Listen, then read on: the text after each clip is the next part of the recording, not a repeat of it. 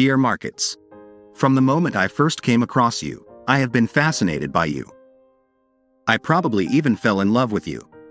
I was too young to know what that meant, no more than 10 years old. You were featured in a national newspaper, a competition of sorts. I was too young to play with you, so I observed. Time was not on my side. I was born a few decades too soon to participate in trading like it is possible today. I had to go and live my early life and you went about yours. When you went through the devastating bear market of 1973, I was just learning to walk.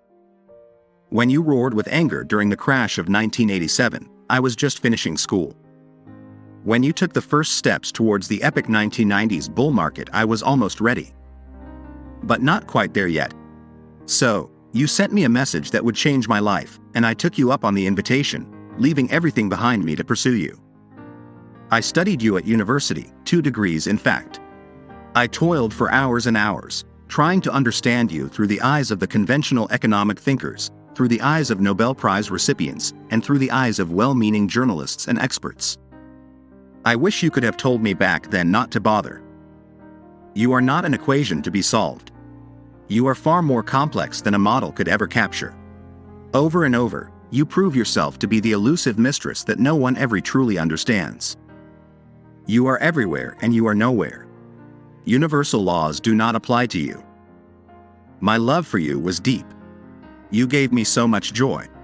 I gave you my all. You were there when I woke up, and you were there when I went to sleep. You have elevated me when I was fluid, rewarded me beyond my wildest dreams when I was flexible. You have punished me when I was rigid and stubborn, taking all your gifts back with interest. And boy, did I pursue you.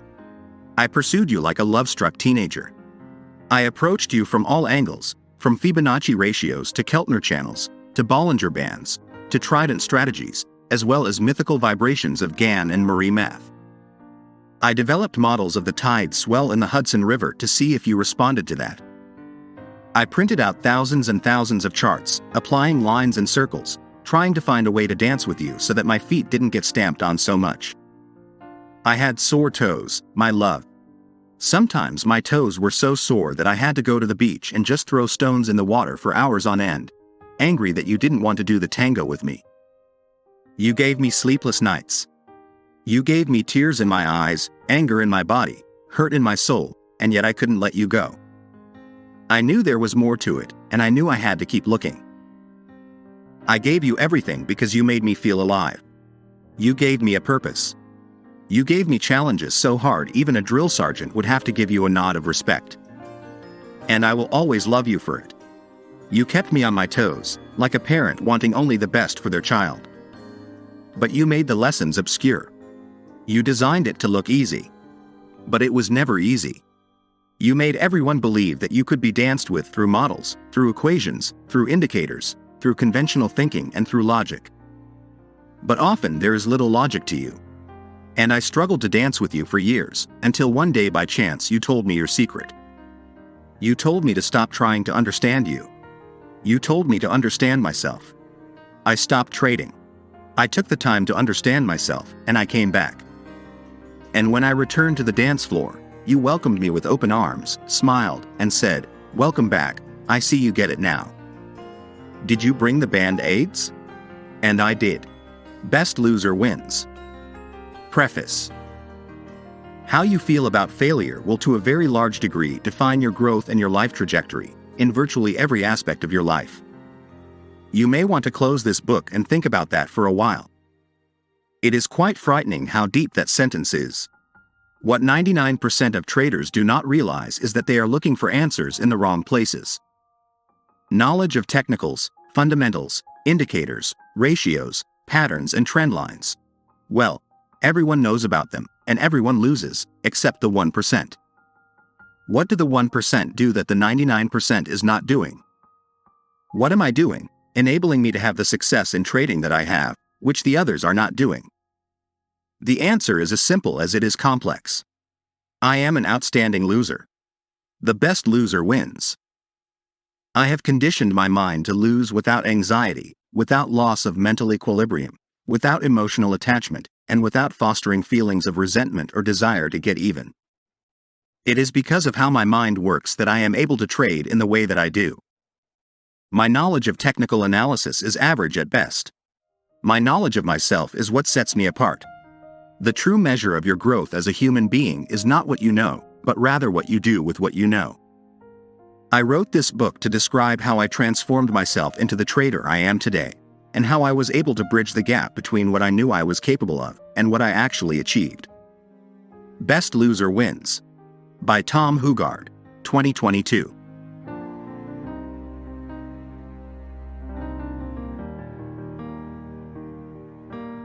Introduction.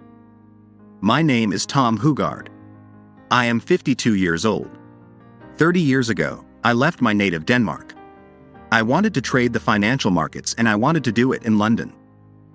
I had an idea of what I needed to do to become a trader. I got a BSc in economics and MSc in money, banking and finance. I thought I had everything I needed to become a trader: the right kind of education, a good work ethic, and passion for the markets. I was wrong. On paper, I was qualified to navigate the financial markets. In reality, educational qualifications mean little in the dog-eat-dog world of trading. This book describes the journey I went through to get to where I am today. Where am I today? As I type this, I have not had a losing day in 39 trading days. I run a Telegram trading channel, where my followers witnessed me make £325,000 in the last month alone, in real time, with real-time entries, money management, position sizing, and ultimately the exit of the position. No time delays. No lag. All done before their eyes, time-stamped. This book dispels the myths of what it takes to be a home trader, or any trader for that matter. It has been a journey that saw me initially pursue the path that everyone else takes, a lot of books about a lot of indicators, patterns and ratios, before finally realizing that the real answer to the elusive quest for trading profits was right inside of me all along. It truly was the last place I ever thought of looking. A promising beginning. After completing my university degrees, I started working for JPMorgan Chase. It wasn't a trading job, but it was close enough. Then in 2000 I became a home trader for a year and a half. It only lasted 18 months because I ran out of money. I had befriended the staff at the broker I traded with. They hired me as a financial analyst. I say analyst, but I was a glorified media whore. My mandate was to get the brokerage seen on TV, and my credentials were an understanding of technical analysis. I started that job in the summer of 2001. My first customer-facing experience was when the CEO brought me to Royal Ascot, a significant event in the social calendar of the rich and famous. It is a horse racing event, mixed with champagne, funny-looking hats and big cigars. Only the best and most lucrative clients were invited to this VIP event. On board the executive coach taking the prestigious clients to Ascot, I was introduced as the new financial analyst. "Ask him anything," declared the CEO. One client asked me what I thought of Marconi. Marconi was a member of the FTSE 100. It had seen better days. It had declined from 1,200 pence to 450 pence over the preceding 12 months. "Do you think Marconi is cheap?" asked a pharmacist from Luton. I didn't know it at the time, but my answer, and a similar one on TV a few months later, would eventually get me fired from my job. Even if I had known, I would not have changed my answer. Marconi is garbage, gentlemen. Why are you chasing stocks that have fallen in price? The stock market is not like a supermarket, where it makes sense to buy toilet paper when there is a sale on. Sure, it makes sense to buy toilet paper at a 50% discount, but it makes no sense to buy a stock that has fallen more than 50%. Concepts like cheap and expensive may work in the world of Saturday grocery shopping, but not in the financial markets. My answer hung in the air like a morbid joke at a funeral. I had barely finished my verdict before I noticed the death stare from my boss. All these clients were long Marconi, and they would go on to lose fortunes. Later that year I was on CNBC and I was asked to do a chart analysis of Marconi. By that point Marconi had fallen to 32 pence, from 1,200 pence. And still people were buying it. I suggested that on the basis of the chart pattern, Marconi would go to zero. A few newspaper outlets picked up on the story, and a few days later I was called to the offices of Sporting Index. The CEO wanted to ask me if it was possible to get these Marconi comments deleted from that internet. Marconi went to zero and I was asked to find another job. Fortunately, City Index hired me the same day I left financial spreads. I spent 7 years on the trading floor at City Index. In 2009 I was made redundant and I have been a private trader ever since. I have spent the last 12 years of my life perfecting my craft. I am what brokers call a high-stake trader. The average stake size amongst retail traders is about £10 per point risk. I risk anywhere from £100 per point to £3,500 per point. On volatile days I have traded in excess of £250 million in notional value. I once made a little more than £17,000 in less than 7 seconds. One time I lost £29,000 in 8 seconds. That kind of stake size sharpens the senses. Yes, it is a great life when it goes well, but a very challenging one when adversity sets in. This book describes my journey from an unemployed financial broker in February 2009 to the high-stake trader that I am today. But it is not a conventional trading book. Just another trading book? The world does not need more trading books. So, I decided not to write one. I know enough about technical analysis to write a few books. I also know that technical analysis does not make you a rich trader. It doesn't even make you a good trader. I had no ambitions of wanting to write a book, but one day, while I was watching a documentary on YouTube, an advert appeared on my monitor. I recognized the face immediately. It was a guy who once attended a few speeches I gave on technical analysis while I was working as a trader at City Index in London. Now he appeared in an advert, promising to reveal the secrets to the financial markets through his courses. The advert proudly declared that if you wanted to learn to trade like a pro, then this course was what you needed. As it happened, a friend of mine had attended the course. It took place over a weekend in some plush offices in London. The place was packed and the hopefuls hung on every word of this self-proclaimed guru as he took them through one chart after another. There was no critical thinking present. No one questioned his claims.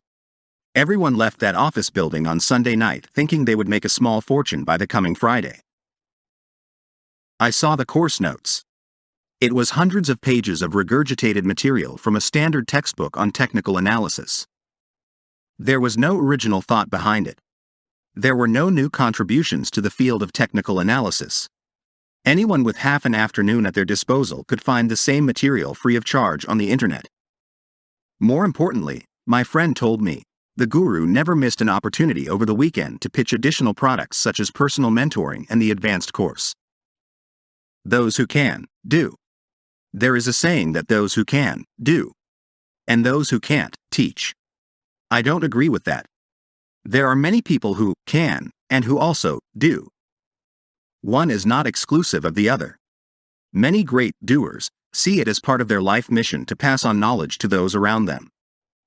When I worked at City Index, I might not have been an oracle of technical analysis, but I certainly knew more than most of our clients. For that reason, I gave technical analysis lessons most evenings to our clients and the many white-label clients that City Index had, such as Barclays Bank, Hargreaves Lansdowne, and TD Waterhouse. I truly enjoy passing on knowledge, and I did the best I could with the knowledge I had. However, what I didn't realize back then was that technical analysis is rather pointless unless it is combined with behavioral response training. My main beef with the many gurus teaching outrageously expensive weekend courses is their outcome focus. They are driving their agenda by the use of external stimuli, such as portraying themselves in a helicopter or on a private jet, and they portray trading as an easy profession to master, or one where there is a secret to be learned, and once in possession of this coveted secret you become your own ATM. Rarely if ever will these gurus risk their reputation by disclosing their trades in real time. It is always after the fact. We never hear about their losing trades. This gives the illusion that losing is a mere inconvenience you experience from time to time when trading. It is only when you sit down in front of the screen on Monday morning, after your overpriced weekend course on trading, and the market is moving in front of you, and you don't have the after-the-fact chart in front of you, that you realize this game is not as easy as the guru told you during the weekend course. I have written a book that is an antidote to all the rubbish that is being peddled in the trading arena by charlatans who are 99% marketing and 1% trading. They preach their message to unsuspecting people, who sadly believe them, with neither the teacher nor the student realizing that they only got 10% of the story. More importantly, I have written a book which is all about the aspect of trading they never teach you, and how to get to the top of the trading pyramid. While writing this book, I saw an advert for a technical analysis course in my home country, Denmark. Only the year before, the person running the course had lost 35% of their trading capital on a copy trader account for their followers, before closing the account. That is the problem with technical analysis. It is very easy to learn, but it should not be touted as the path to untold riches in the financial markets. The gurus appear on adverts suggesting that all you need to make money from the market is to learn technical analysis. I wish it was that easy, but it isn't. If not technical analysis, then what? There is a law in Europe that states that brokers offering trading services to retail clients must disclose what percentage of their clients lose money. I looked up the major players in the industry. According to their websites, around 80% of their clients lose money. I called one broker to ask how this number was calculated. The number is adjusted quarterly. The broker compares the account balances of its clients from the prior quarter and simply takes the percentage of accounts that have a lower balance than 3 months earlier. If the answer to the trading quest was to study technical analysis, then you would not have default rates of 80%. Incidentally, the guru who gave a weekend course to my friend happens to also own a brokerage that he refers all his attendees to. I looked up its default rate. More than 80%. So, either his clients are just awful traders, or he is an awful teacher. I will come to the rescue of both camps and state that to become a profitable trader, you need much more than just technical analysis under your belt. That is why I wrote this book, to describe the path I have taken to get where I am today. Over the last 20 years I have read many books on technical analysis and trading techniques. I personally find most of them boring and pointless. All I see in these trading books is one perfect chart example after another. It creates an illusion in the mind of the reader. They absorb these conceited tales, written by traders who espouse the same material as everyone else, material that bears little resemblance to the real trading world. It leaves the reader blindsided to the reality of the trading arena. Of course, there are exceptions. There are some good books written on techniques and strategies, but most of them are garbage because the author suffers under the illusion that he or she should only show perfect trading examples. They perpetuate the illusion that trading is an easy endeavor. I think it is fair to say that with a failure rate around 80%, there is absolutely nothing easy about trading. I dare say that if technical analysis as a subject was comparable to something like dentistry, the vocation would be terminated on account of the 80% failure rate. You don't have a 80% failure rate amongst dentists. The million views YouTube talk. I was invited by one of the biggest brokers in the world to give a talk about the life of a home trader. They filmed the event, which lasted a few hours. I gave the speech a provocative title. Normal does not make money. The broker emailed me last year to say that my video had received 5 times more views than their second best video, and that it had now surpassed 1 million views on YouTube.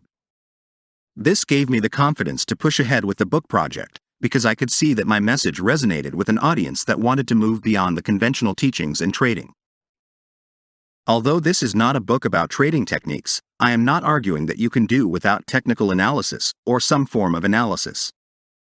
There must be some rhyme or reason to your entries and exits, and your stop-loss placement. However, I am also arguing that techniques alone will not make you rich. Analysis alone will not get you to where you want to be. I imagine you want trading to give you a meaningful side income or perhaps even be your main income. I am arguing that a normal human being, displaying normal thinking patterns and traits, will never stand a chance of making money trading. In other words, normal won't cut it. One of the best books ever written on trading is Reminiscences of a Stock Operator. There is not a single mention of trading techniques in that book. Let's face it, we can all learn to walk a tightrope suspended 1 foot off the ground. However, Can you walk across that same tightrope when it is suspended 100 feet off the ground? In the same vein, we can all trade bravely and aggressively when we are trading one lot. But can you trade with absolute clarity and emotional detachment when you are trading a 10 lot or a 100 lot? I can't guarantee you will trade 100 lots, but I will describe the process that got me to trade that kind of size. I am leaving no stone unturned. I have described every facet of life as a trader, from the mundaneness to the excitement, and I have described the exact steps I take every day, week, month and year, to ensure that I am up to the job. And let me immediately make an important declaration. I am not going to sugarcoat my message. It is an insanely difficult profession, one that is beyond the apparent mental abilities of almost everybody, yet at the same time a profession that will reward you with wealth beyond your imagination, once you understand how this game really should be played. This book describes how to play the game of trading. Now you know the end destination. If you don't like the sound of it, now is a good time to put down the book and go to the YouTube and TikTok videos and watch the Ferrari-driving 20-year-old trading coaches tell you how it is all done. If, however, you want lasting change, not only in your trading, but in how you live your life, then stay with me. Your transformation into a consistent trader will permeate other parts of your life. It will give you a deep understanding of who you are and what you can do to better yourself. The end result is not just more money on your trading account, but a more harmonious and exciting life journey.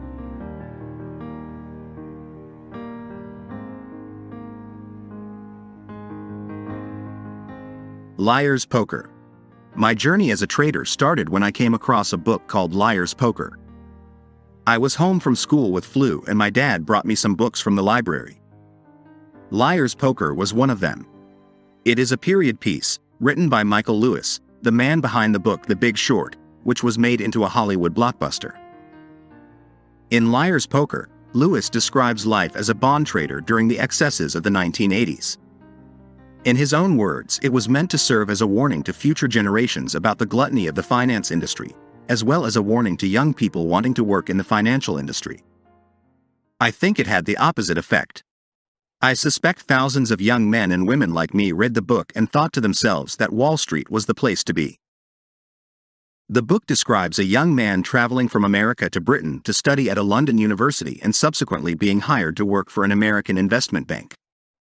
It describes what it was like to work on a trading floor and observe some of the big traders there. I was hooked, and I knew trading would be my vocation.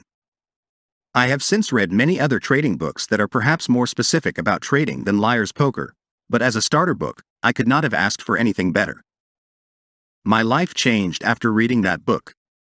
It was a wake-up call. I went from being a skateboard-loving football fanatic to being a focused and driven individual. I had found my calling. I started applying to university degree courses around Europe. I already had a job at a pension fund as an office trainee. After reading the book, I knew that would not be my end destination. I got accepted to a university in Britain for the following year, but I had a problem. There was no funding. I had to pay my own way. I worked all hours, day and night. During the day I would work at the pension fund. Then in the evening I would skate 5 miles to an amusement park to work there until 1 a.m. I absorbed as much information as I could from the Danish finance pages. I would read English books to improve my language skills. My family was less than supportive. On the big day of departure, I had to make my own way to the airport. They eventually came around and shared my trials and tribulations throughout the years. My sister once told me she chewed her nails the first time she saw me on TV. She was so nervous I would freeze on air. My first big trade. There is a saying in the financial markets that perfectly sums up my first brush with speculation. Don't confuse talent with luck. I was blind to the ways of the financial markets, but I got incredibly lucky. It was September 1992. I had just been accepted to my university.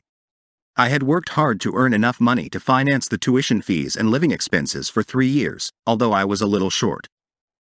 I figured I would work through the holidays to make up for the shortfall. As I was packing up my home and preparing myself to journey to the United Kingdom for my first year as a university student, there was a proverbial hurricane blowing through the currency markets. The UK was a member of the European Exchange Rate Mechanism, ERM. This was a system introduced by the European Economic Community to reduce exchange rate variability and achieve monetary stability in Europe. The UK joined the ERM in 1990, but by 1992 the UK was in a recession. The Bank of England found it more and more difficult to honour their commitment to maintain the British pound within a tight band against other currencies in Europe.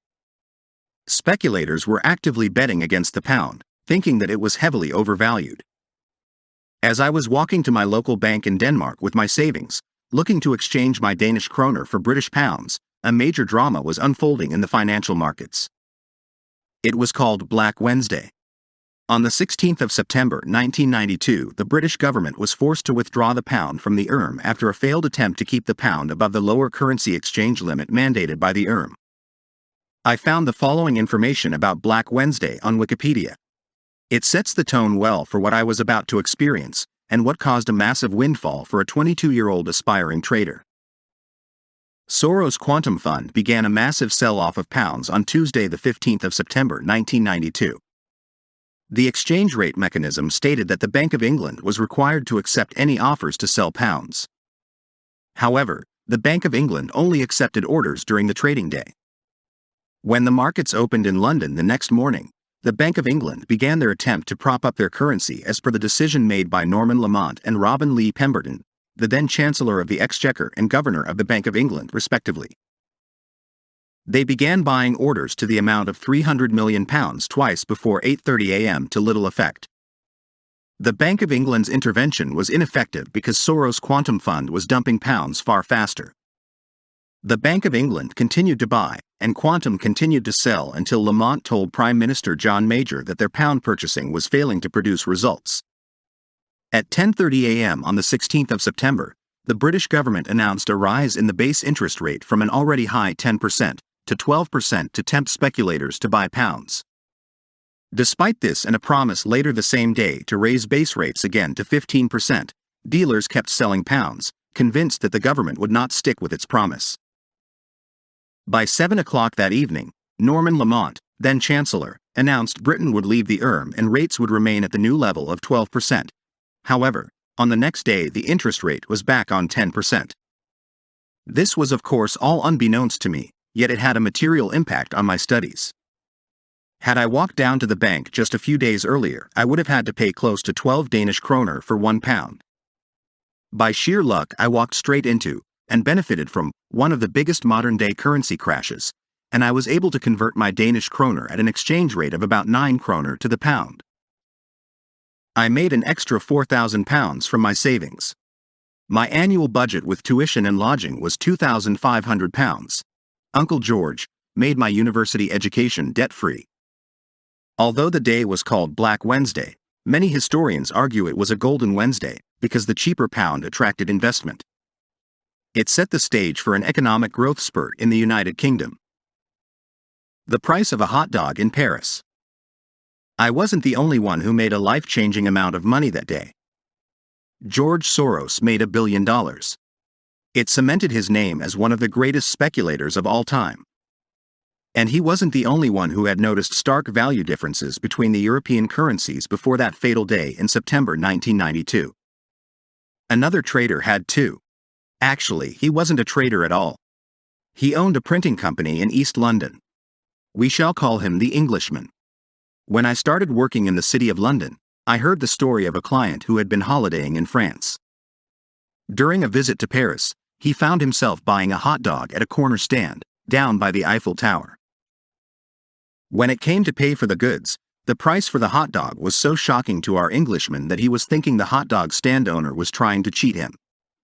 He was assured that this was the prevailing price for a hot dog in Paris. He decided to buy another hot dog somewhere else, just to make sure he had not been cheated the first time around. The outcome was the same. Our Englishman was laying the foundation for one of the greatest single-man bets in the history of the retail trading industry. He walked into a supermarket in Paris and started making a note of the prices for food, drink, and other household items. Back in London, our Englishman compared the French prices to the prices for the same goods in his local supermarket, and he concluded that the French franc was hugely overvalued. He called his financial trading house and spoke to a young broker, who was later to become my boss. My boss loved to tell the story of how his client managed to turn a £5,000 account deposit into an £8 million, that is £8 million, profit. He relentlessly pursued the idea that the French franc was hopelessly overvalued, and he profited hugely from it. The reason for sharing this anecdote is not merely to tell you a good story, but also to prepare you for what this book is all about. You see, this might have been a great story, had it not been for the fact that the client later went on to lose all of that money, and then some. Isn't successful trading all about making the money and holding on to it as well? What 99% of people do not realize is that when you win, there are things happening in your brain chemistry, which, if left unnoticed and unchecked, will have a detrimental effect on your decision-making. Economic theory and economic history. Studying at university taught me what there was to learn about economic theory. It taught me how the financial markets were put together and how current economic theory tried to make sense of the world around us. However, it didn't teach me how to trade. It didn't teach me how momentum, psychology, and sentiment have a major influence on the financial markets. My degree course did little to prepare me for the real world. I thought that taking a master's degree would change that, and while it was a little more industry relevant, I still felt the market was a big mystery to me. The idea that you can test variables within an economic system by holding other components constant didn't sit well with me. I am not sure I was consciously mindful of it then, but I saw the world differently. I didn't think that the markets were efficient. I had a strong belief that the markets were anything but rational. The markets are driven by humans, and if there is something humans are not, it is rational or logical when exposed to stress. Rich man's panic. I enjoyed studying economic history more than I enjoyed studying economic models. One of the pivotal moments came when studying the rich man's panic of 1903 and the panic of 1907. Bernard Baruch, a famed Wall Street speculator, made a substantial amount of money by correctly anticipating the consequences of a failed corner of a railroad stock. A corner is when a group of people or a syndicate inflates the price of a stock in order to create a buzz, thus trying to entice more gullible investors to join the bandwagon, and then offloads the stock to the latecomers. Today it would be called a pump and dump. Just think GameStop. What made an impression on me was how Bernard Baruch anticipated the sequence of events. He started to sell short a broad range of popular stocks because he reasoned that the syndicate would have to raise money to keep their ill-fated corner alive. He was right. The general market declined rapidly. The Dow Jones Index fell 49% in a few months, and Baruch profited from it. From then onward, I found it difficult to study economic models. I found them rigid and too theoretical in concept. I felt they made fallible assumptions. They argued that humans always act rationally. But mankind most certainly does not always act rationally. As I write this page, I am looking at my quote monitor. The Dow Jones is called down 500 points. The DAX index is already down 250 points.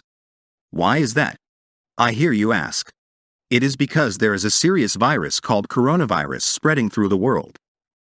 Some 80 people have died already. The market is not so concerned about the 80 people.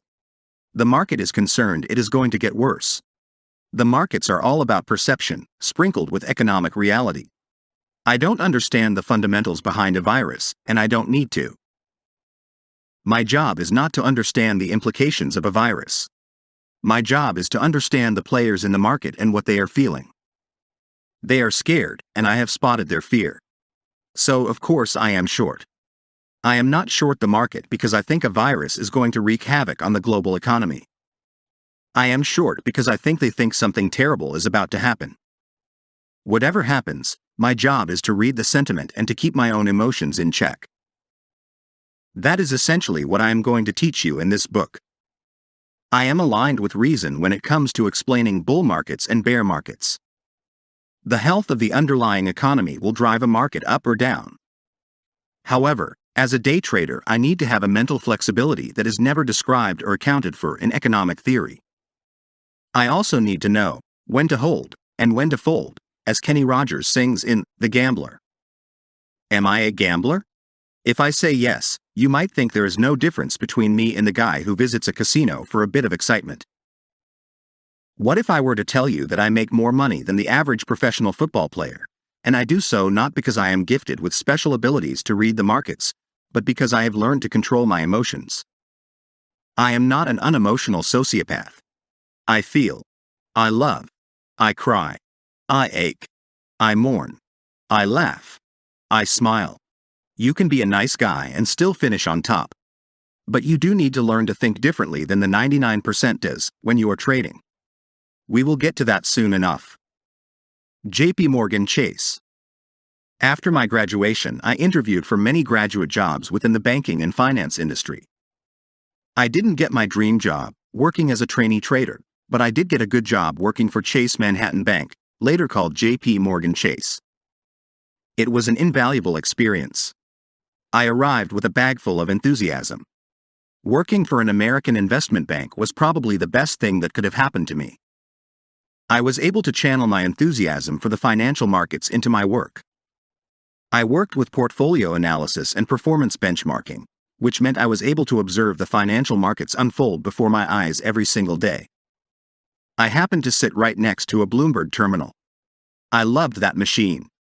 I would often sneak into the office building on Saturdays and Sundays to devour analysis and trading stories, and download data. The great thing about working for an American bank is that there is a very different work ethic to typical European companies. This may have changed in the last 20 years, but when I was working at JP Morgan, we were literally allowed to work as many hours of overtime as we wanted. I worked for JPM for close to 3 years, and in those 3 years I never had a month where I didn't do at least 40 hours overtime. You got used to working long hours with focus because the job required forensic attention to detail. By the time I left the bank, I was a hardened and seasoned workaholic. I don't say that with pride, but I don't think there is any point in hiding the fact that the reason for my success was not due to immense intelligence, but rather my work ethic. I just worked longer hours than the others. I made the sacrifice for what I wanted. My attitude reminds me of the ethos of Navy SEALs, the American Special Forces unit. Anything in life worth doing is worth overdoing. Moderation is for cowards. My dream finally did come true when I walked onto a trading floor for the first time.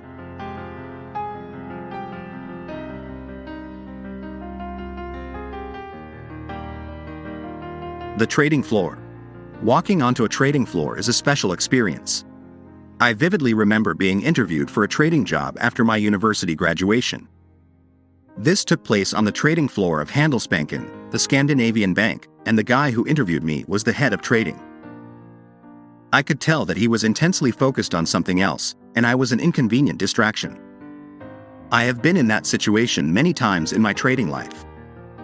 Having a big position on in the market and then having to deal with the trivialities of the world outside of trading can be a peculiar experience.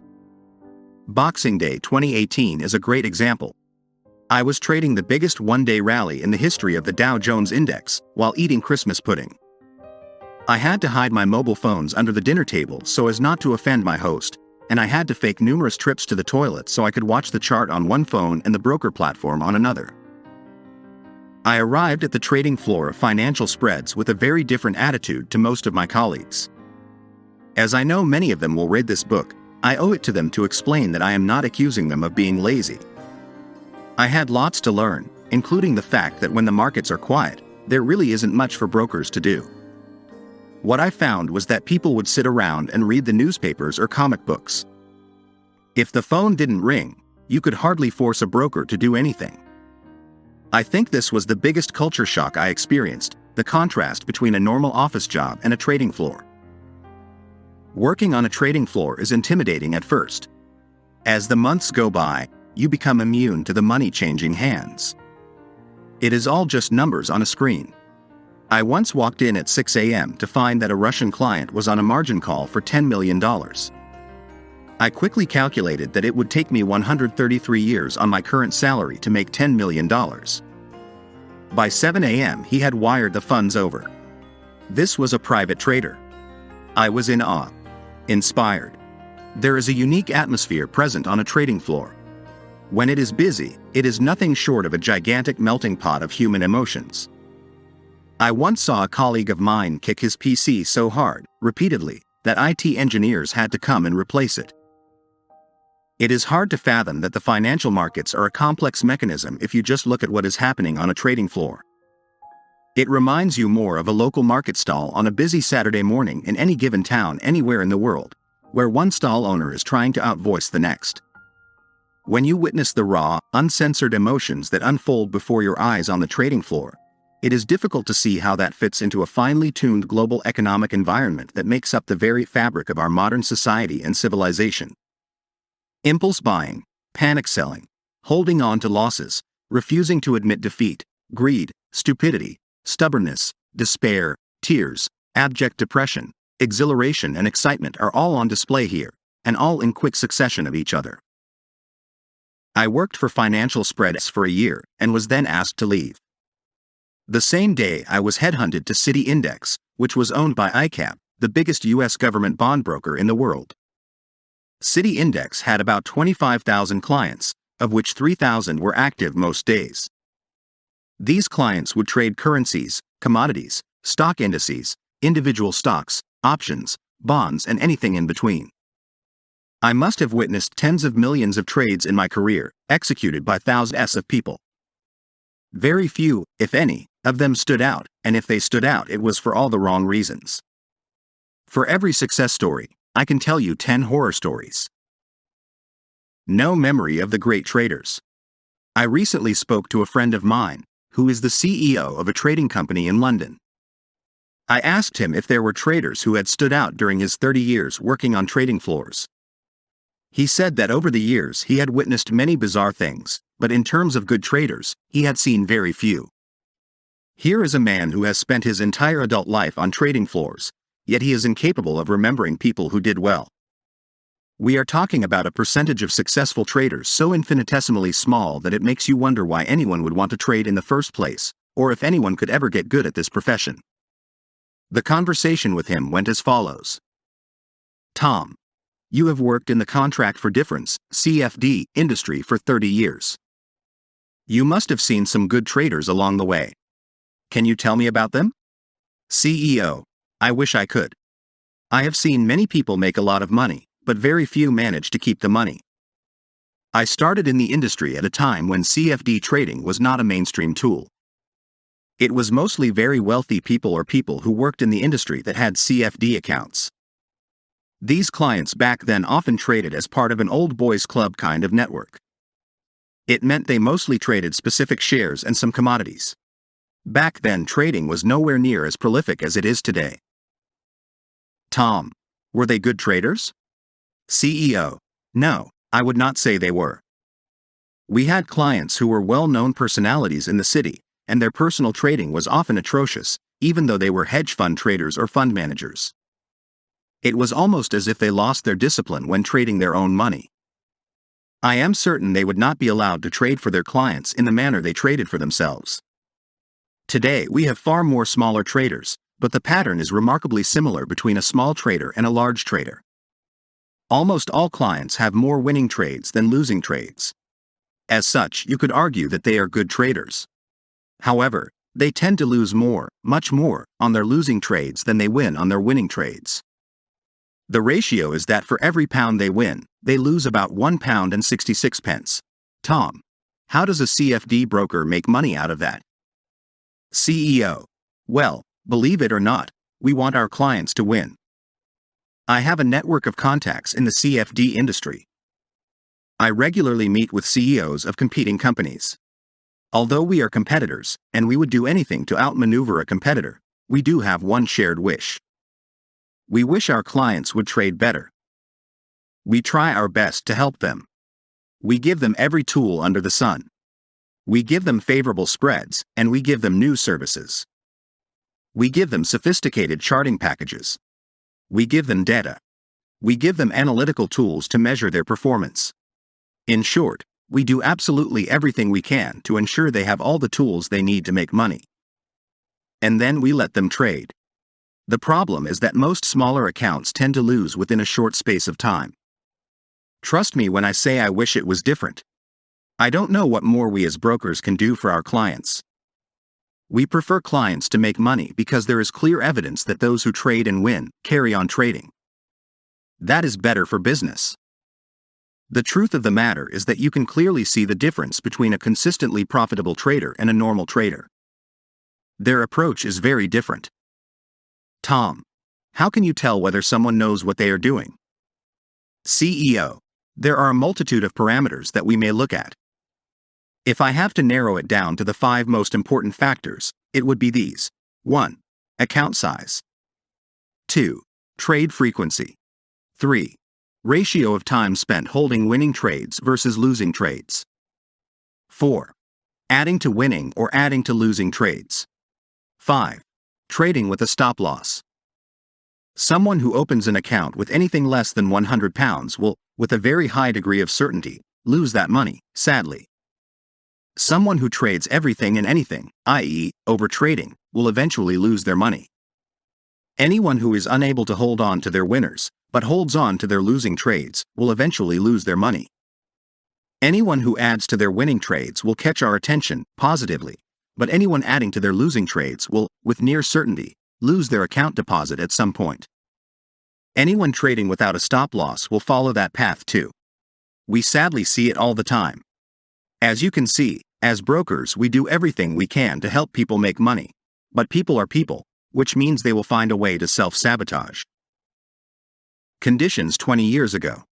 I keep an eye on all brokers, to make sure I trade with the best and cheapest. Why would I pay 1.5 in spread if I can pay 1 in spread? That is simple economics. I run a business, and I want to spend as little on transaction costs as possible. One of my favorite instruments to trade is the German DAX index. Today when I trade, I pay a 0.9 point spread in the DAX.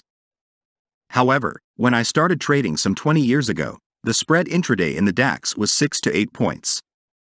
I remember vividly trading the Dow intraday. You had to pay an 8-point spread in the Dow for the intraday product. If you wanted to trade the quarterly contract, the spread was 16 points. This was at a time when the Dow was trading around 10,000. Today I am trading the Dow with a 1-point spread and the Dow is now trading around 35,000. You are much better off trading in 2020 than you were trading in 1999. It was much harder to make money trading back then. The market has to move significantly less in your favor before you are at break-even now, compared to 1999. Another major advantage that people who start trading today have is the tools available from the brokers. Look at virtually any trading platform today, and you will see the length brokers go to in order to help you make money. You have access to hundreds of technical studies. You have access to instant news flow. You have the option to be trained through online material and webinars. You have access to level 2 data for stocks all over the world. You have decent bid-ask spreads. If an institutional trader from 30 years ago saw the tools that you are trading with today, he or she would be green with envy. You have at your disposal every single conceivable analytical tool available from the vast resource pool of technical indicators. You have Bollinger Bands, you have Keltner channels, you have moving averages. You have tools that I have never even heard of or used myself.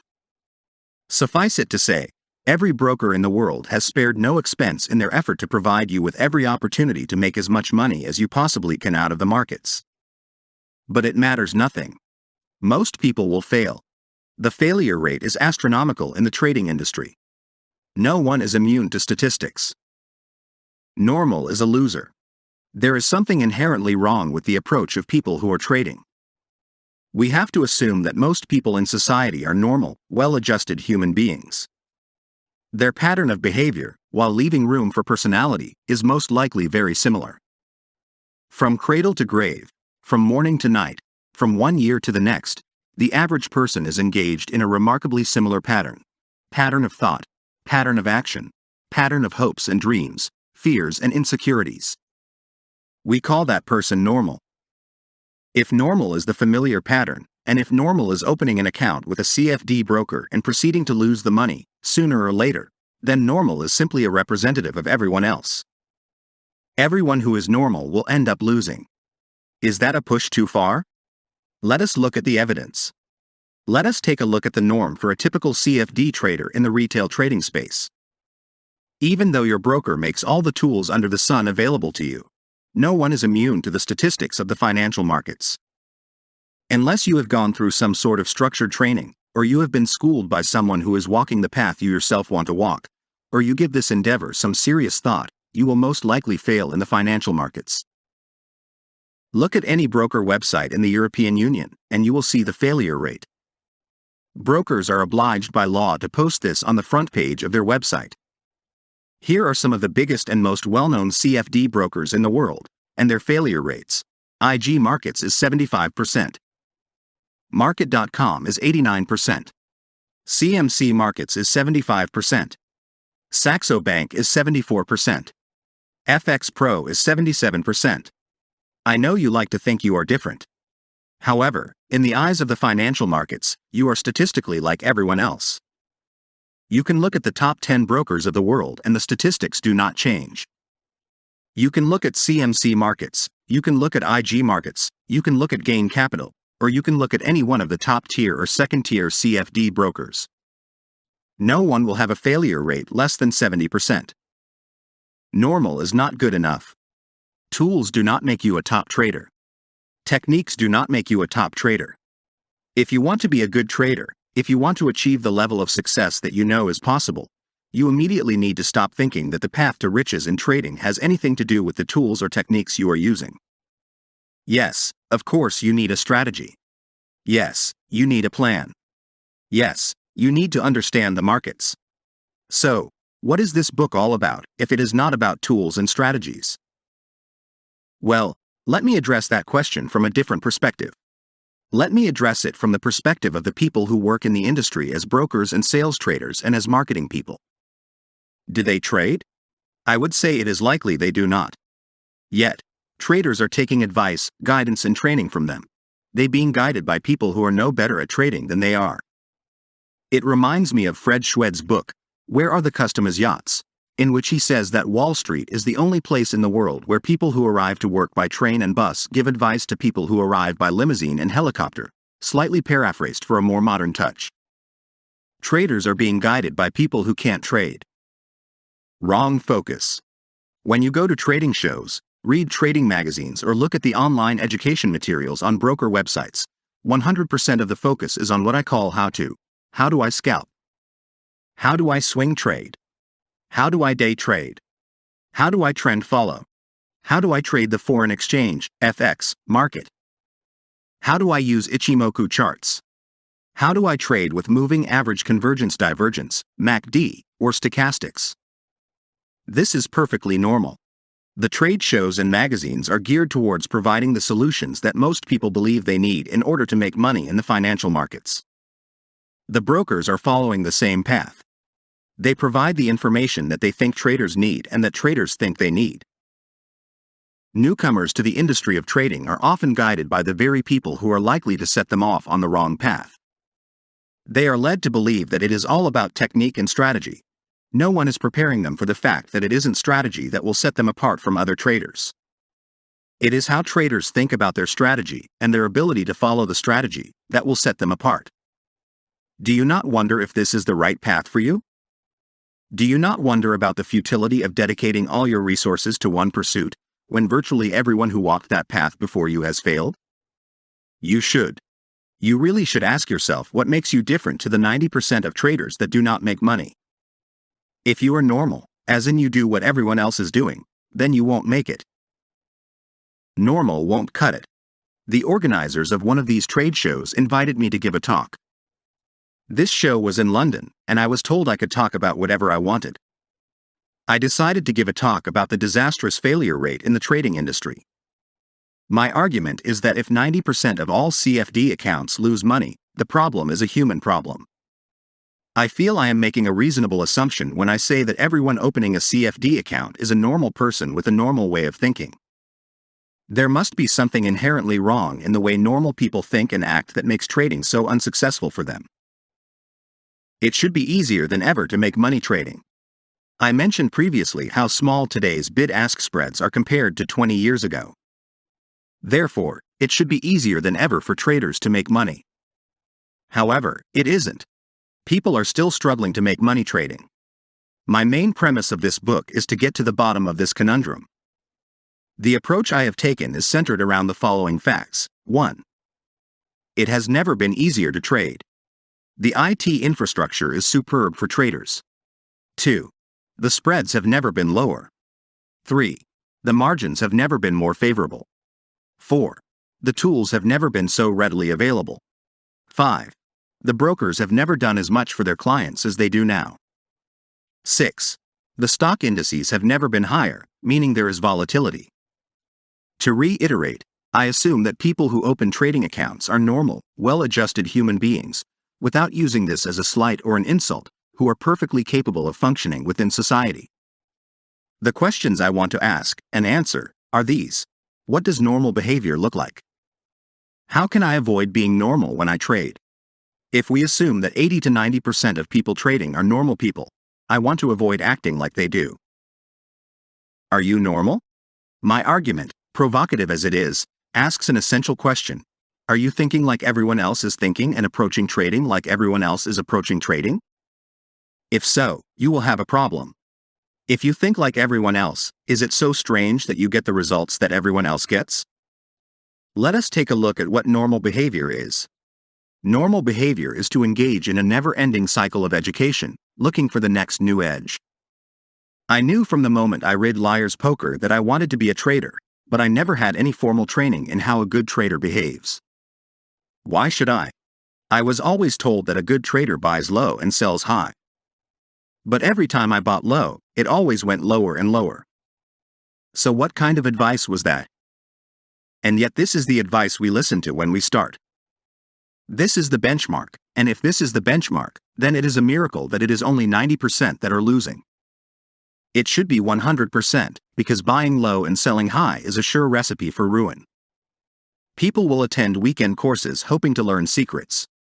People will study and learn to use tools such as candlestick analysis, stochastics, relative strength index, RSI, MACD, and moving averages. The list goes on and on. All of this is normal behavior in a nutshell. Even the Bible is wrong. Even the Bible of technical analysis doesn't do much to help a person on their way, once the initial learning curve is over. The Bible of Technical Analysis was authored by Robert D. Edwards and John McGee. The book is called Technical Analysis of Stock Trends, and it has sold millions of copies since its first printing in 1948. What most readers don't realize, however, is that Edwards and McGee were not the real creators of modern technical analysis. Rather, it was a little-known technical analyst named Richard W. Schabacker. A brilliant market technician, Schabacker codified almost everything there was to know about technical analysis up to his time, which included such pioneering work as the Dow theory of Charles Dow. Between 1930 and 1937, Schabacker taught several courses to serious Wall Street traders and investors. Unfortunately, he died in 1938 when he was not even 40 years old. Shortly before his death, Schabacker gave a mimeographed copy of his lessons to his brother-in-law, Robert D. Edwards, who rewrote Schabacker's lessons with the help of his collaborator, John F. McGee, an MIT-trained engineer. As a result, it was not Schabacker who received credit for the original compilation of technical analysis, but Edwards and McGee, whose work became a perennial bestseller. Let me be clear. Reading a book like Technical Analysis of Stock Trends is a must, but please don't think that it will make you a professional, profitable trader, any more than reading a manual on tennis will enable you to compete with Rafa Nadal. I see newcomers make classic mistakes after reading books on technical analysis.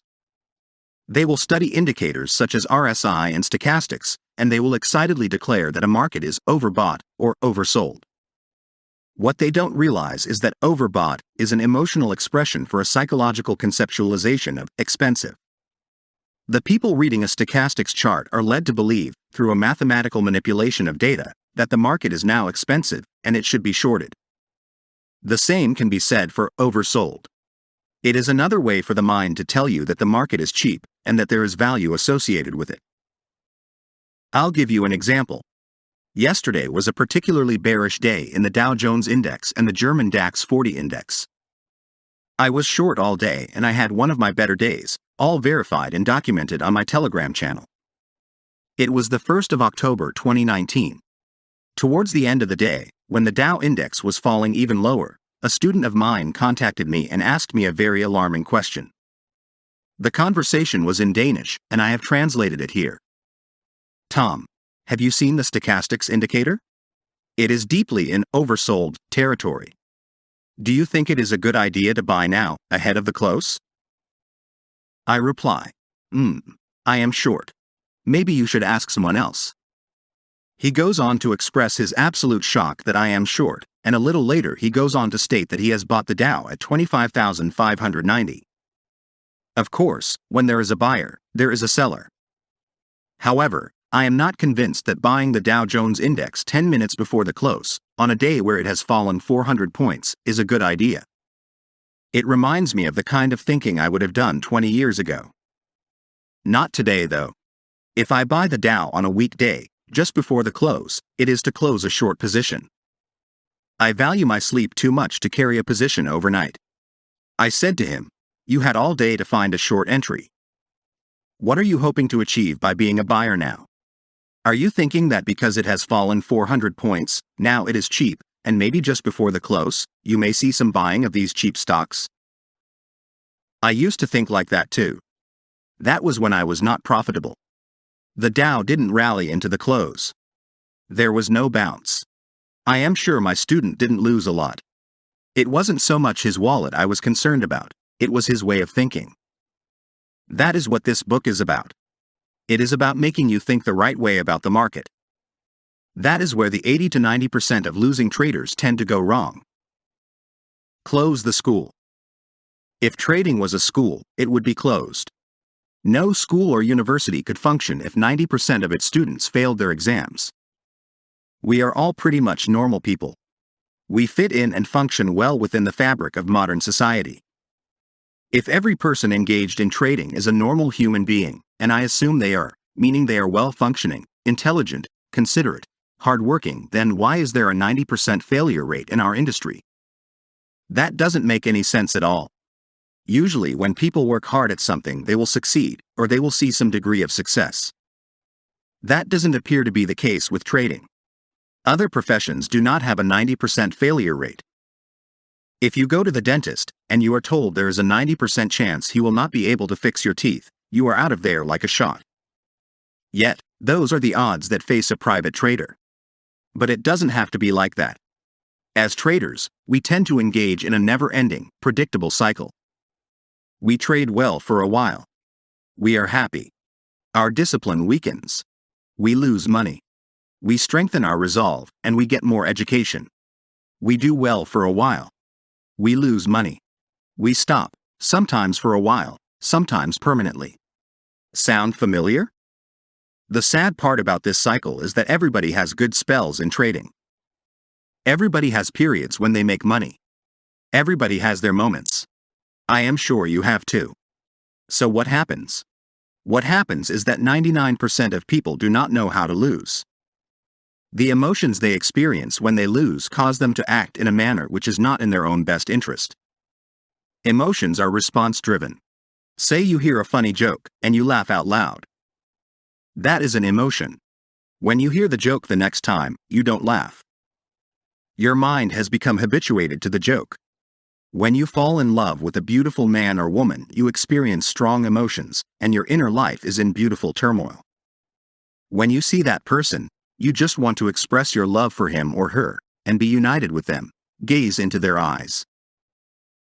As time goes by, your loving turmoil is replaced with a sense of calm. You love being around them, but the feelings of passion are less pronounced than they were in the beginning. You have become habituated to the other person. A free solo climber, climbing intimidating rock surfaces without ropes, is faced with severe consequences if they lose their grip. They acclimatize their minds through years of practice, so that their amygdala, the emotional response center of the mind, is not firing on all cylinders when they are climbing. They are calm. An elite solider is scared to death the first time he is in a combat situation. That is why his first combat situation will be a simulation. And the next one. And the next one. And little by little, his fear is trained out of him, through the use of repetition, breathing awareness and habituation. 43 million trades analyzed.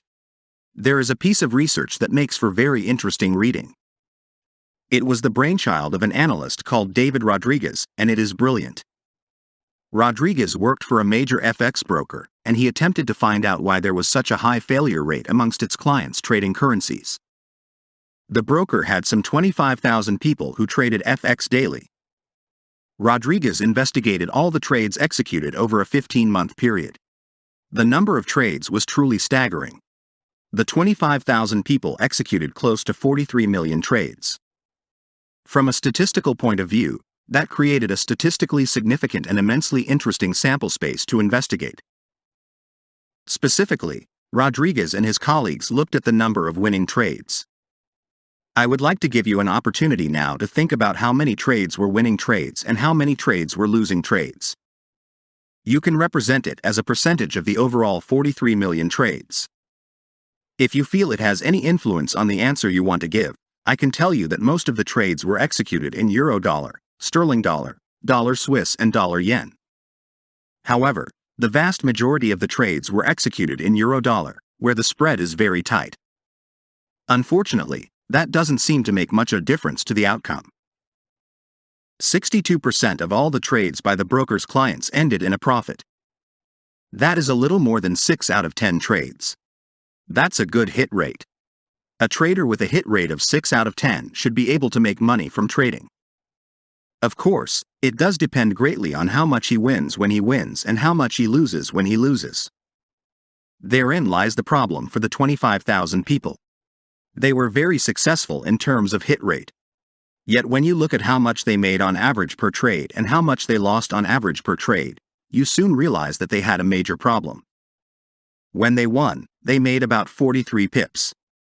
When they lost about 78 pips. There's nothing wrong with having a system where you lose more on your losing trades than you win on your winning trades. However, it does require that you have a sufficiently high hit rate in order to absorb the losing trades. A colleague of mine, a professional trader from South Africa who trades at a hedge fund, has a hit rate of about 25%.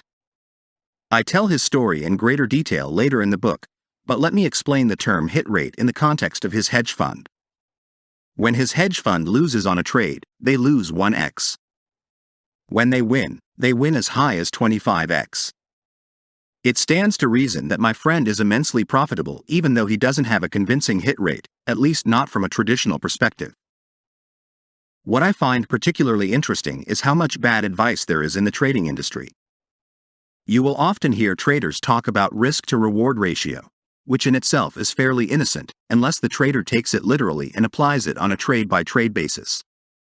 When I call out trades in my live trader Tom Telegram group, I will always announce a stop-loss. Always. However, I often get asked if I have a target in mind. The answer is quite often a little sarcastic. No, my crystal ball is out for repairs, or if I am particularly grumpy and tired, I will be rude and say, "Sorry amigo, but do I look like a fortune teller to you?" Yes, I know, that isn't very polite. I'm sorry. Ignoring my blatant inability to be polite when I am faced with the same question for the 450th time, there is a deeper meaning to me not calling targets on my trades. It has a lot to do with risk versus reward. Risk versus reward. I personally find the whole risk-to-reward concept enormously flawed, but since I am the only one who ever talks about it, I accept that I am probably wrong. Still, hear me out. How on earth do I know what my reward will be? I literally do not know. Even if I pretended to know, say, by using a measured move calculation or a Fibonacci extension, I know myself well enough to know that I will have added to my trade along the way. When it got to my target, I would not close it, because that is my philosophy. I would kick myself if I closed a trade at my target, and then it went even further. I would rather give away some of my open profits than miss out on potentially even more profits. Now I am probably making a big fuss out of nothing, but targets are not for me. I want to see what the market will give me. I am prepared to accept that this may mean I will give away some of my open profits. I have lost count of the number of times I have had a 100-point winner in the Dow, which then turned into a 0. A week before writing this, all documented of course, I had one such winner, which turned into a big fat 0. Some less than happy traders confronted me in my live trading room as to why I had not taken my profits. It is difficult to explain, but it is all to do with pain. It gives me much less pain to kiss a 100-point winner goodbye than it does to take my 100 points, only to see the market moving even more in my favor. It is because of this philosophy that I am at times able to make 400 to 500 point gains, as I did today. It is one or the other. I don't think you can have the best of both worlds. Interview with CNN. In an interview with CNN some years ago, I was asked about the traits of winning traders. In this very candid interview, I highlighted a few points that I felt differentiated the winning traders from the losing traders. It was based upon my experiences from observing millions of trades by retail traders while I was on the brokerage trading floor. Here are the main differences I identified. 1. Trying to find the low. When the market is trending lower, whether intraday or over a longer time frame, there seems to be a tendency for retail traders to attempt to find the low of the move. Whether that is out of a desire to buy cheap, or because they use ineffective tools, I simply don't know. What I do know is that this trait is immensely damaging to anyone's trading account. Winning traders seem to be much more trusting of the prevailing trend. This attitude adjustment may seem trivial, but it literally makes the difference between the winning trader and the losing trader. Over time, the losing trader will repeat his distrust in the prevailing trend and will take positions against it. He will do so because from an emotional standpoint it appears as if he is buying a market that is cheap or selling short a market that is expensive. This is emotionally satisfying, like buying toilet paper at a 50% discount from the local supermarket, but the financial markets are not supermarkets. There is no cheap. There is no expensive. There is just the prevailing price. The winning trader, however, is not emotionally attached to an idea of cheap or expensive. He is focused on this moment right now, and in this moment right now the market is trending, and he trusts this trend and can unemotionally join this trend without internal discomfort. 2. Trying to find the high. The opposite also holds true. When the market is trending higher, traders tend to want to find a place to sell short. Although it must be said that people are generally better at jumping on board a market that has already risen than they are at jumping on board with a short position in a market that has already fallen significantly. If the market has moved higher by a significant amount, especially in the very short term, retail traders tend to want to fade the rising prices, i.e., they look to establish short positions. Again, this is probably the result of a distorted view of things being cheap and things being expensive. 3. Thinking every small counter move against a trend is the start of a new trend. I have sat on a trading floor through the darkest days of the financial markets. For example, the 15th of September 2008, when Lehman Brothers was declared bankrupt, the Dow Jones Index fell 4.5%. Throughout that trading day, there were 2 attempts to rally. Both failed. It was tragic to see how many clients tried to buy the low of the day, only to see the Dow move lower and lower. Whenever there was a single green candle on the 5-minute chart that day, we saw the buy order flow into our position monitors on the trading floor. It seemed as if the clients were possessed by the notion that a low was near and that they had to be the one buying it. The low didn't come that day. Nor the next day. This is a common trait amongst traders. They think that every single little counter reaction against the trend is the beginning of a new trend. More fortunes have been lost trying to catch the lows in a falling market than in all wars put together. Okay, this is an unsubstantiated statement made for emphasis, but please don't attempt to catch lows.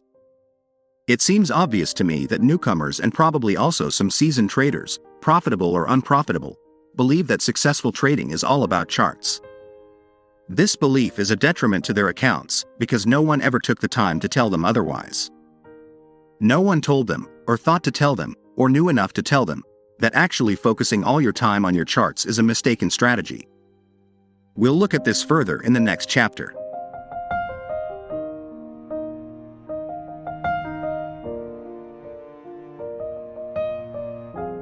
Everyone is a chart expert. I once declared in an article that you can learn the basics of technical analysis over a weekend. I may have exaggerated a little, but only a little. I know without an inkling of doubt that a chart expert does not equate to a trading expert. I have seen so many of my trading friends build impressive libraries of technical indicators and acquire knowledge about both known and obscure technical indicators. But it didn't translate into making more money. When it comes to charts, less can be more. Charts can be as simple or as complicated as you want. There seems to be a tendency amongst traders to make charting more complicated than it really needs to be. I have seen many new traders plaster their charts with so many tools that they can barely see the price chart itself. It surprises many people, especially newcomers, when they see my chart screens. There is not a single indicator on them. Not a single one. I might be old-fashioned, but I don't need these extra tools. My job as a trader is to find low-risk trading setups. My approach to trading is not centered around any other tool than price itself. All indicators, more or less, are built from time and price. Therefore, the indicator is a distortion of the reality I am seeing right in front of me. The markets can be range-bound, or the markets can trend. Some indicators work well in ranging markets. These usually perform terribly in trending markets. Other indicators work well in trending markets, but are dreadful to use in range-bound markets. As a famous trader friend of mine, Tepid 2, once said on the now-defunct trader feed Avid Trader, indicators, they all work some of the time, but none of them work all of the time. I think that many of the 90% of people that lose money trading may very well have excellent chart reading abilities. They can read charts very well, and they understand patterns too. However, I happen to think there is much more to trading than knowing a head and shoulder formation, a bar chart pattern, or a Fibonacci ratio. I have seen outstanding traders juggle millions of pounds worth of stock index futures contracts using nothing but a simple 10-minute chart. In fact, I do that myself every single trading day. I truly believe that what separates the 1% from the 99% is how they think when they are in a trade, how they handle their emotions when they trade. That is not to say that there is no merit to learning the craft of chart reading. I know from my own experience that chart reading is an absolute must for my decision-making, but that is only a small part of the whole trading picture. The proliferation of gurus selling trading courses is evidence there is a demand to learn the art and craft of trading. I suspect the shortcut of a weekend course is a much more appealing proposition than spending that time reading books. If a guru holding a weekend course on trading claims that you will be qualified to trade like the millionaire professionals by the Sunday night, then the unsuspecting will select that option. It is perfectly natural to expect a human being to drift down the path of least resistance. Learning any new skill takes time. So when you see an advert saying, "Learn a new language in 30 days, you might not believe it consciously, but subconsciously you want to believe it, because people love shortcuts. Similarly, a diet book that promises you will lose 5 kilograms in a year is unlikely to sell as well as one promising you will lose 5 kilograms in 2 weeks. My philosophy to life is different from so many other people's. This is the reason I have what so many people dream of. I will choose the path of most resistance, because I know I need to stay clear of the opinion of the 99%. If you think I am conceited, then you are thoroughly mistaken. I have no inflated view of myself. Quite the contrary. I decide carefully what I want, and then I work towards it. This book reflects that ethos. You truly can be a master trader. You truly can live in the house you desire, with the cars you desire in the drive. But you must believe me when I say that in order to get what you want, you need to think like the 1%.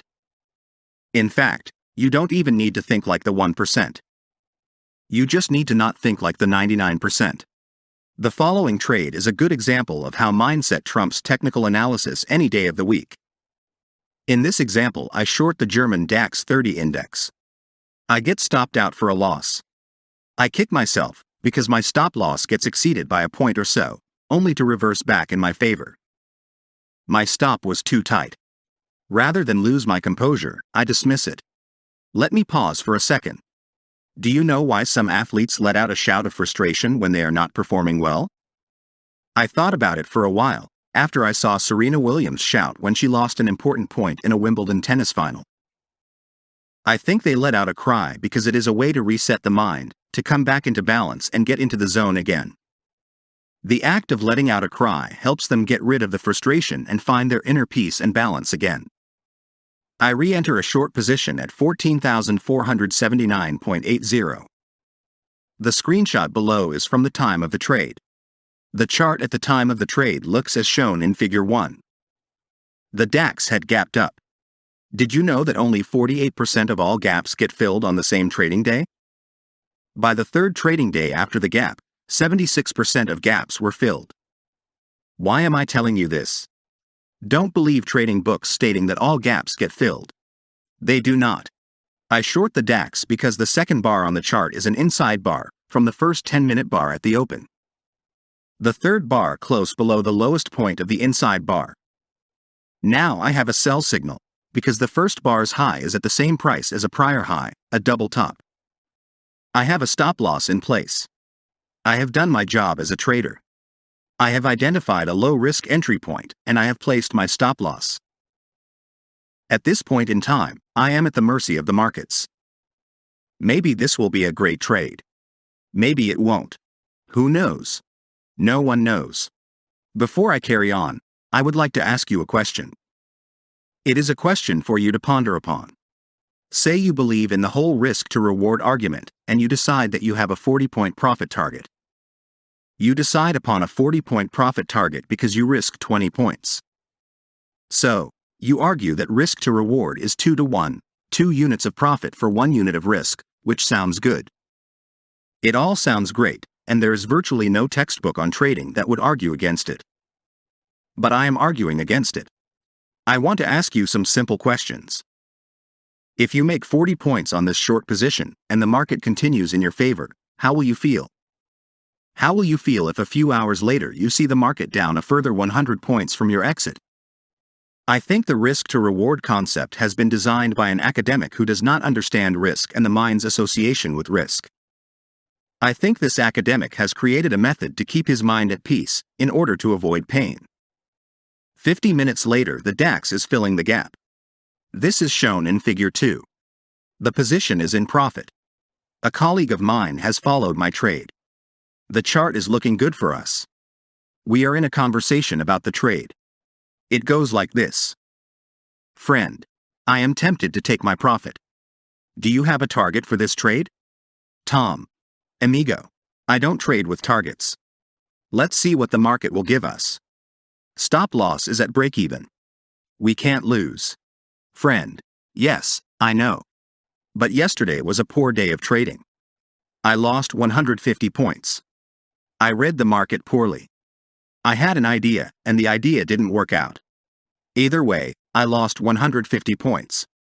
If I close my DAX position right now, I can make up for the lost trade this morning, and I can recover a lot of the points lost yesterday. What do you think? Tom, I think you are trading yesterday's experience. You haven't wiped the mind slate clean. You are not present. You are focused on the past. You are trying to get back to an emotional equilibrium. You are in a state of imbalance because you are unable to shake the loss from yesterday. As a result, you are not judging the trade on its own merit, but on the merit of a past trade. You are not seeing the world as it is. You are seeing it as you are.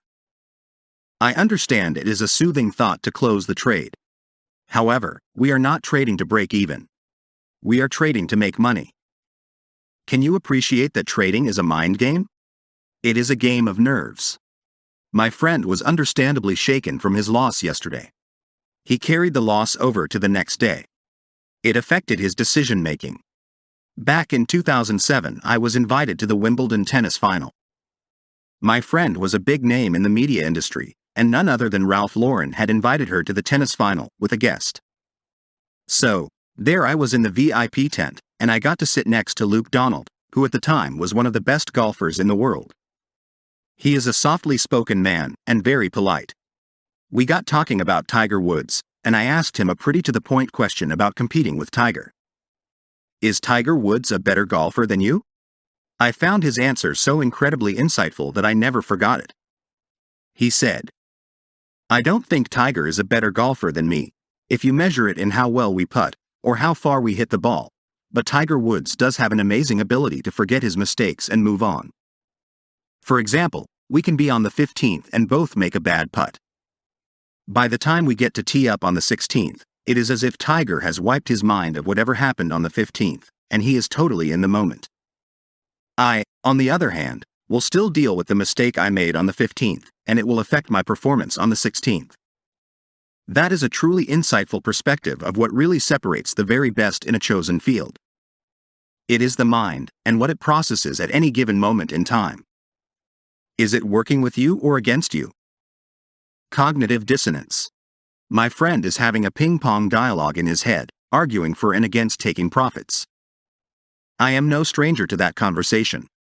I may have many years of trading experience, but I still have those thoughts in my head. I am just mindful of them when they arrive. When they do, I focus on the chart and what it is telling me. I don't look at the profit and loss, P&L. What my friend is experiencing is known as cognitive dissonance.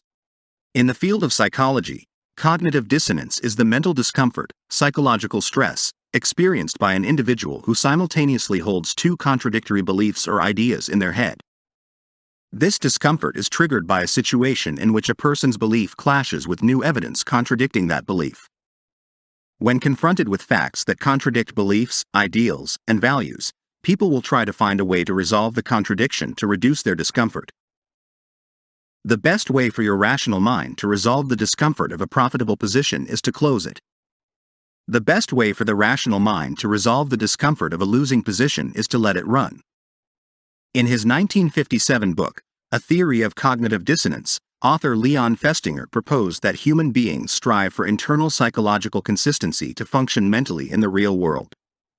He says that a person who experiences internal inconsistency tends to become psychologically uncomfortable and is motivated to reduce the cognitive dissonance. One way to achieve the goal of reducing the discomfort is by making changes to justify the stressful behavior, either by adding new unsubstantiated or irrelevant information to the cognition, or by avoiding circumstances and contradictory information likely to increase the magnitude of the cognitive dissonance. In my friend's case, he is conflicted. He is associating pain with the performance of yesterday. He has an opportunity to eradicate the pain by closing his profitable position right now. The way he justifies this reasoning is by ignoring the information the market is giving him about his position. The market participants agree that the market should be sold short, but instead of acknowledging this, he is ignoring it. From a logical point of view, this all makes sense. From an emotional point of view, this is an inconsistent approach to trading. Our trades from yesterday have no bearing on the markets today. It is a new day. It is a new set of circumstances. Yet to most people's minds, the two trading days are connected. To our minds, we are continuing today what we did yesterday.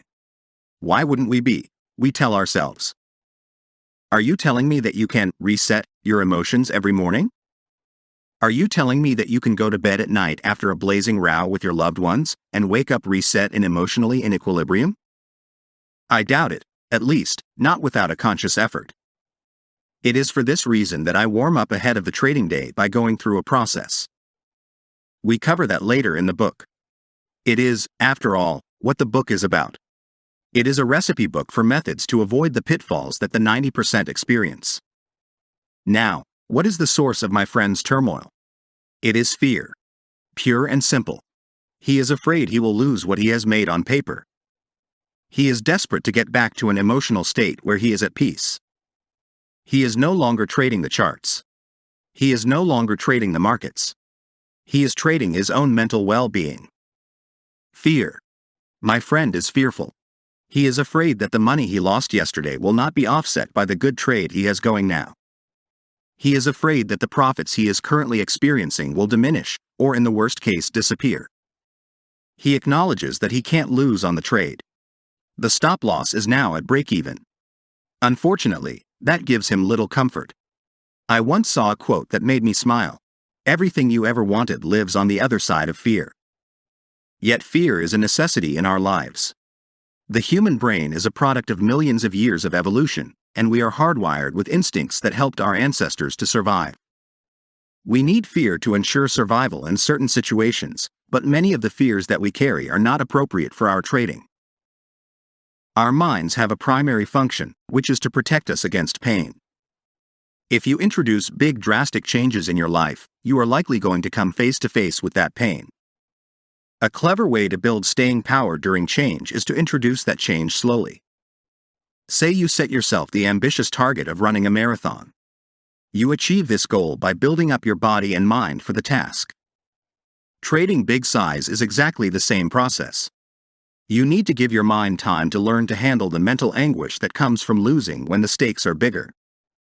There is no point in comparing yourself with others. Sure, take inspiration from others, but know this is a personal journey, and your job is to achieve an equilibrium mindset, no matter what size you are trading. Philippe Petit. I saw a documentary about Philippe Petit a long time ago. Petit was a French artist who strapped a wire between the two World Trade Center buildings and then walked across it, several times. What struck me about the incredible feat was the preparation. It took Philippe some 7 years of physical and mental training to accomplish the feat. Did you think he just set off and hoped for the best? No. In fact, his original training height was quite modest compared to the altitudes he would eventually reach. Philippe Petit is a fascinating character. He is someone who has had to deal with fear at a level beyond that which the rest of us have. I have learned a lot about fear and identifying my own shortcomings by studying his approach to his craft. Visualization. Before my high wire walk across the Seine to the second story of the Eiffel Tower, the 700-yard-long inclined cable looked so steep, the shadow of fear so real, I worried. Had there been an error in rigging calculations? How does Petit overcome these doubts? With a simple visualization exercise. On the spot, I vanquished my anxiety by imagining the best outcome. My victorious last step above a cheering crowd of 250,000.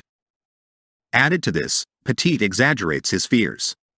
Rather than try to muscle through or outwit fear, he suggests taming it by building it up so that when you are finally faced with your fear, you will be disappointed by how mundane the threat really is. A clever tool in the arsenal to destroy fear. If a nightmare taps you on the shoulder, do not turn around immediately expecting to be scared. Pause and expect more, exaggerate. Be ready to be very afraid, to scream in terror. The more delirious your expectation, the safer you will be when you see that reality is much less horrifying than what you had envisioned. Now turn around. See? It was not that bad, and you're already smiling. He goes on to say that he has fears like everyone else. In particular, he talks about his dislike of spiders. On the ground, I profess to know no fear, but I lie. I will confess, with self-mockery, to arachnophobia and cynophobia, fear of dogs. Because I see fear as an absence of knowledge, it would be simple for me to conquer such silly terrors. I am too busy these days, I'll say, but when I decide it's time to get rid of my aversion to animals with too many legs, or not enough legs, snakes are not my friends, either. I know exactly how to proceed. I will read science reports, watch documentaries, visit the zoo. I will interview spider wranglers, is there such a profession? To discover how these creatures evolved, how they hunt, mate, sleep, and, most importantly, what frightens the hairy, scary beast. Then, like James Bond, first won't have any problem having a tarantula dance on my forearm. Petit's walk remains one of the most fabled and stunning acts of public art ever. He says there was no why behind the act. To quote his own words, "To me, it is really simple. Life should be lived on the edge of life.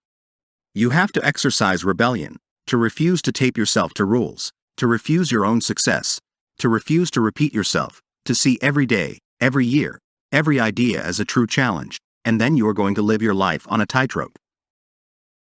The ego and wonderful failure. I am not a fan of clichés. They display a lack of original thought. I am quite cynical towards those who peddle clichés. It doesn't sit well with me to hear people say that I should run my profits and cut my losses. Yes, but how do I deal with the fear of running my profits?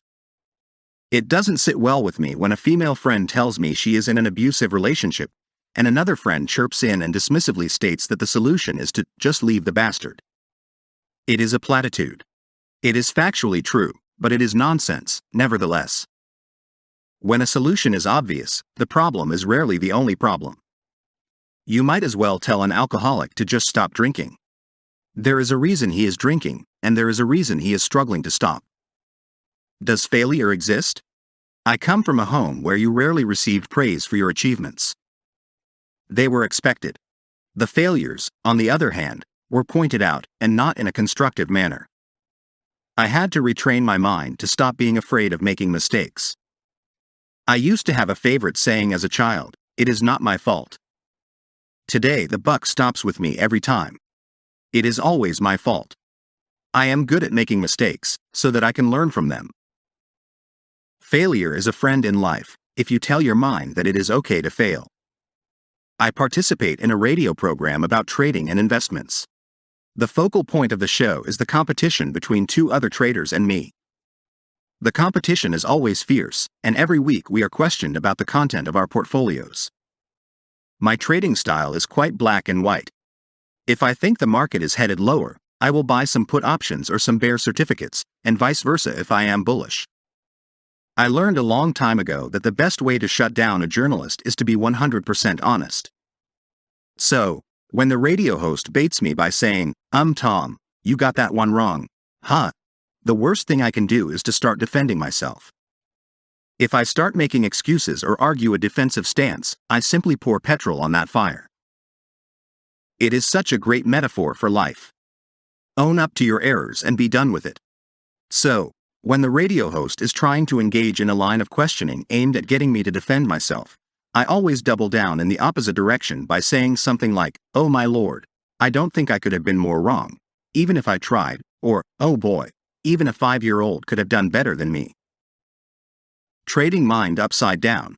From my research into the behavior of our clients during my years at City Index, I concluded that the overwhelming majority had an unhealthy mental thought pattern. They would feel fear at times where there was no reason to be fearful. This would manifest during times in which their positions were making money. However I manipulate the argument, it is still a fear of losing. In this case, it is the fear of losing the profits accrued on paper. When the clients were in losing positions, they would be reluctant to realize the loss. It was as if they had the attitude that as long as the position was open, it might still come good. As I see it, they opted to replace fear with hope. They hoped the losing position would come back to break even. Going back to the DAX example, my friend hung on to the trade. I did my best to guide him through the pain. He moved his stop loss down. It meant he had some profits to show for it if the market moved back up again. In my experience, if you can guide a person through a successful trade, where he or she holds on to the trade, you will begin to create the right kind of neuroassociations. The trader will experience the thrill of holding on to a trade. They will experience the joy of locking in more and more profits. My friend was over the moon with the development of the chart. However, it was quite clear that he was constantly looking for reasons to take profit. The thought of leaving money on the table did not sit well with him at all. To his credit, he held on to the trade, spurred on by my conviction that the market showed nothing but weakness. We were soon rewarded by a sudden liquidity vacuum. I try not to get excited when the market is giving me a windfall. However, at times even I will have to fist pump the air, even though I am alone in my office. The whole trade sequence is displayed in the time-stamped records in my Telegram channel under the 1st of October 2019. See Figure 3. Elon Musk. I am not a fan of Tesla. This is due to the fact I shorted it and lost big. Yes, I know. What a silly argument, considering Teslas are seemingly good cars. I am a fan of Elon Musk, however. We are bound to make mistakes in life, but mistakes are like fuel for the rocket of improvement. Talking of rockets, how do you think people like Elon Musk handle failure? He is trying to accomplish incredible, life-changing things like the electrification of automobiles and the colonization of space, and he does it while the whole world is watching. For him, the possibility of failure is ever present. Not only that, but when he fails, it becomes spectacular headline news. Yet Musk just keeps on going and going, doing things that are extremely risky but also extremely important. How does he handle his fear of failure? Does he even fear failure at all, or is he somehow hardwired with resilience against this form of anxiety? Apparently not. Musk has publicly stated he feels fear quite strongly. So how does he keep going despite this terror? There are two main elements to Musk's ability to overcome his fears. The first is an overwhelming passion for his projects. He admits that SpaceX was an insane venture, but he had a compelling reason for pushing ahead.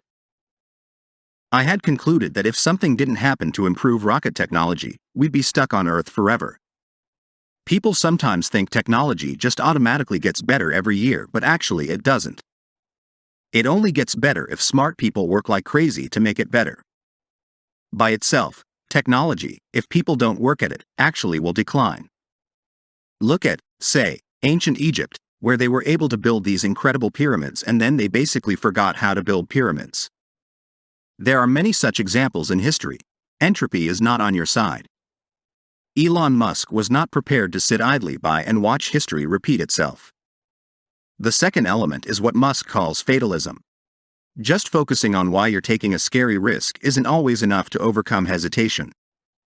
It wasn't for Musk.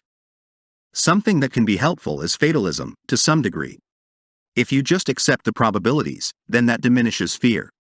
When starting SpaceX, I thought the odds of success were less than 10% and I just accepted that actually probably I would just lose everything. But that maybe we would make some progress. He is not the only one to use this approach. Visualizing the worst-case scenario can make us appreciate objectively what we are trying to achieve. Facing our fears removes their power over us. Have I digressed too far from the trading journey ahead? I don't think so. I draw inspiration from many sources, both in and outside of the trading world. Kobe Bryant, Rafa Nadal, Cristiano Ronaldo, Sergio Ramos and Charlie Munger, to name a few. Very different people, yet all obsessed with the journey, the enrichment of their lives and the perfection of their craft. Studying their approach to their work suggests they found the thing they would love to do even if they didn't get paid for it. I am sure they are businessmen too, and I am sure they keep an eye on the dollars coming in. However, it feels like they perform their craft for the love of it. Do you want it bad? How bad do you want it? Is this journey for you? I don't know. Only you can answer that. Permit me to ask you a question. What is the alternative? You are reading these pages because you want to trade well. Perhaps you have been in my live trading room, and you have seen what my trading philosophy is doing for me. You want to learn more. I applaud that. Perhaps it is time to acknowledge trading for what it is. It is a great way to expose all your flaws. It is a great way to highlight your strengths. Through my trading and my research, I have uncovered weaknesses in my character. For me, the side benefit of earning a living from trading the financial markets is the character traits it instills in me. I am more patient than ever. I am much more focused and disciplined than I was before. Failure is one of our greatest learning tools. Times of doubt. Do you really want to trade profitably? I have had to answer that a few times in my career. I have had to make some sacrifices along the way. I have been called out once by a coach who felt my effort was insincere. I recently found myself having dinner with a friend. I have known him for 15 years. I met him when I gave a speech somewhere in the north of England. My friend had asked if he could consult with me while I was in Manchester to give a talk about trading, and naturally I agreed. As we ate, he became very animated. At one point he knocked over a glass of water while expressing his frustration with his trading. It was difficult to really pinpoint what the problem was in his trading, because he never made any specific reference to a problem. It was clear to me that he really was in distress and wanted help, but I was unable to figure out in what capacity my help should come. So, I offered him help in the one area that I felt was appropriate. I offered to go over his trading statements. As I see it, that is the only way I can really help someone. It is a lot of work, but at least I am getting a sense of who he is as a trader. As we said our goodbyes, he told me he would send over his statements. I confirmed, and said I would look forward to hearing from him. As I write this, he has not emailed me. He has not written to me on message apps. Silence. Not a word. If I am offered help in an area where I desperately want to excel, and the help comes from a friend who is an expert in the area, I will respond as soon as I can, if not immediately. As of some 4 to 5 days later, I haven't heard a peep. How badly do you think he wants this? How desperate do you think he is? I question how much he really wants this. I have observed this pattern on several occasions. The student claims to be really keen, but in reality it is mere words. It reminds me of a conversation that the famous trader Ed Seykota had with another brilliant trader and friend. The friend told Ed that he intended to coach a losing trader into a winning trader by teaching him some important pointers that were missing from his trading. Ed Seykota paused for a second, and then said that the friend would fail to teach the student anything. He said that a losing trader is not going to wish to transform himself. That is the sort of thing that only winning traders do. We can all ask for guidance from someone who is better than us. As the saying goes, you only get better by playing a better opponent. I have guided many that were already well on their way to trading with confidence. I merely refined and suggested. Whether I will hear from my friend or not remains unknown. What is known is that many people open trading accounts in the hope of making money. Their effort is disproportional to their expectations, and their results are aligned with their effort. They simply don't work hard enough. Before I move on to the next topic, I want to warn you. I am a trader who uses charts, but that doesn't mean that I believe charts are responsible for my profitable trading. I once read that technical analysts are afraid of heights.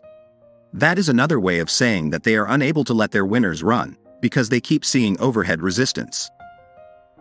I have called the next chapter, The Curse of Patterns, because I believe fully that as much as patterns help us, they also make our trading lives difficult. In the search for patterns, we see things that are simply not there.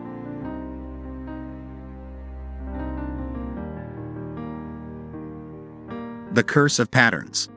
If you strip away the time and price axis of a chart, you will likely be unable to differentiate between a 5-minute chart and an hourly chart. In a sense, that is good news. It means we can perfect our craft and then find a time frame that suits our trading temper. The trader with the ability to focus for long stretches of time will find the 1-minute chart and the 5-minute chart provide ample opportunity to make money.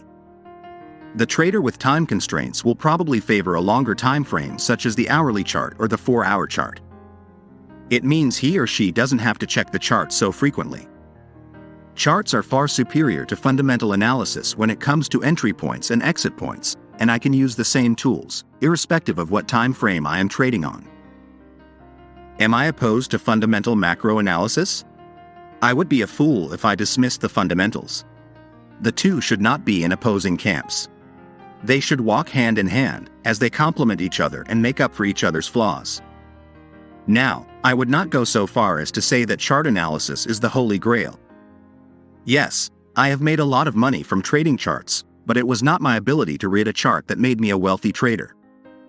I don't believe that there is a holy grail when it comes to trading, and I certainly don't believe that chart analysis is the holy grail. Patternicity.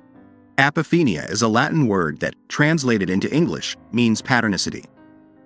This is a behavior centered around seeing things that aren't there, the tendency to perceive meaningful patterns and connections amongst unrelated events. Patternicity is often a harmless diversion. However, it can be used to support a belief that is otherwise lacking in evidence, like a conspiracy theory. Our minds tend to seek out the information that confirms the bias that we have already decided upon. Therefore, to be completely objective in chart analysis is virtually impossible. My early mentor Bryce Gilmore once commented on this fact. He said to me, "Tom, you only see in the markets and on charts what you have trained your eyes to see."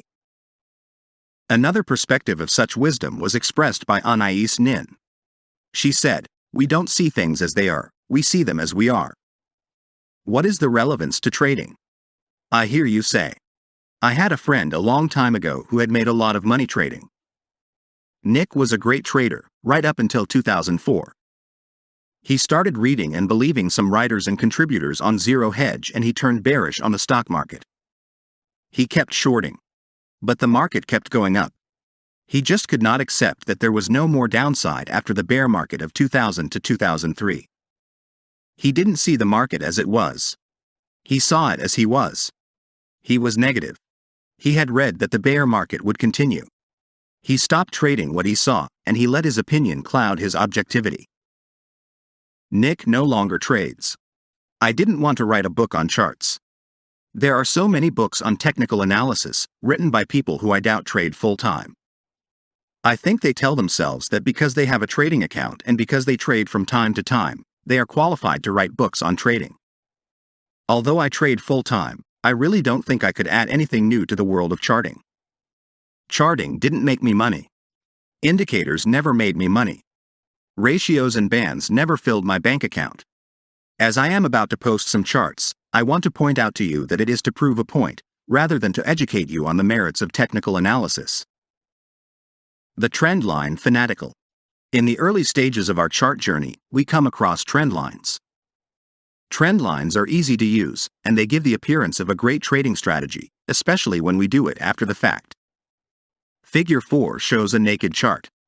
The diligent chartist begins to draw trend lines. He or she has the full overview of the day. Remember, the brain will have as its prime objective, I repeat, prime objective, to avoid you experiencing pain. A losing trade equals pain. So, the brain sends a signal to the eyes to ignore the setups that do not work. This selection bias creates a distorted image of the validity of trend lines.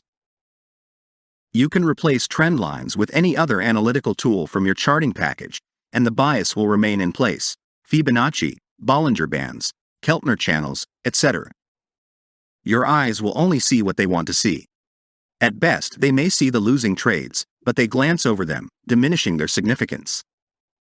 The result is predictable.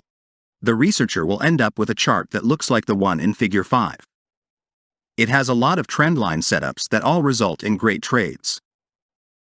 There are no losing trades.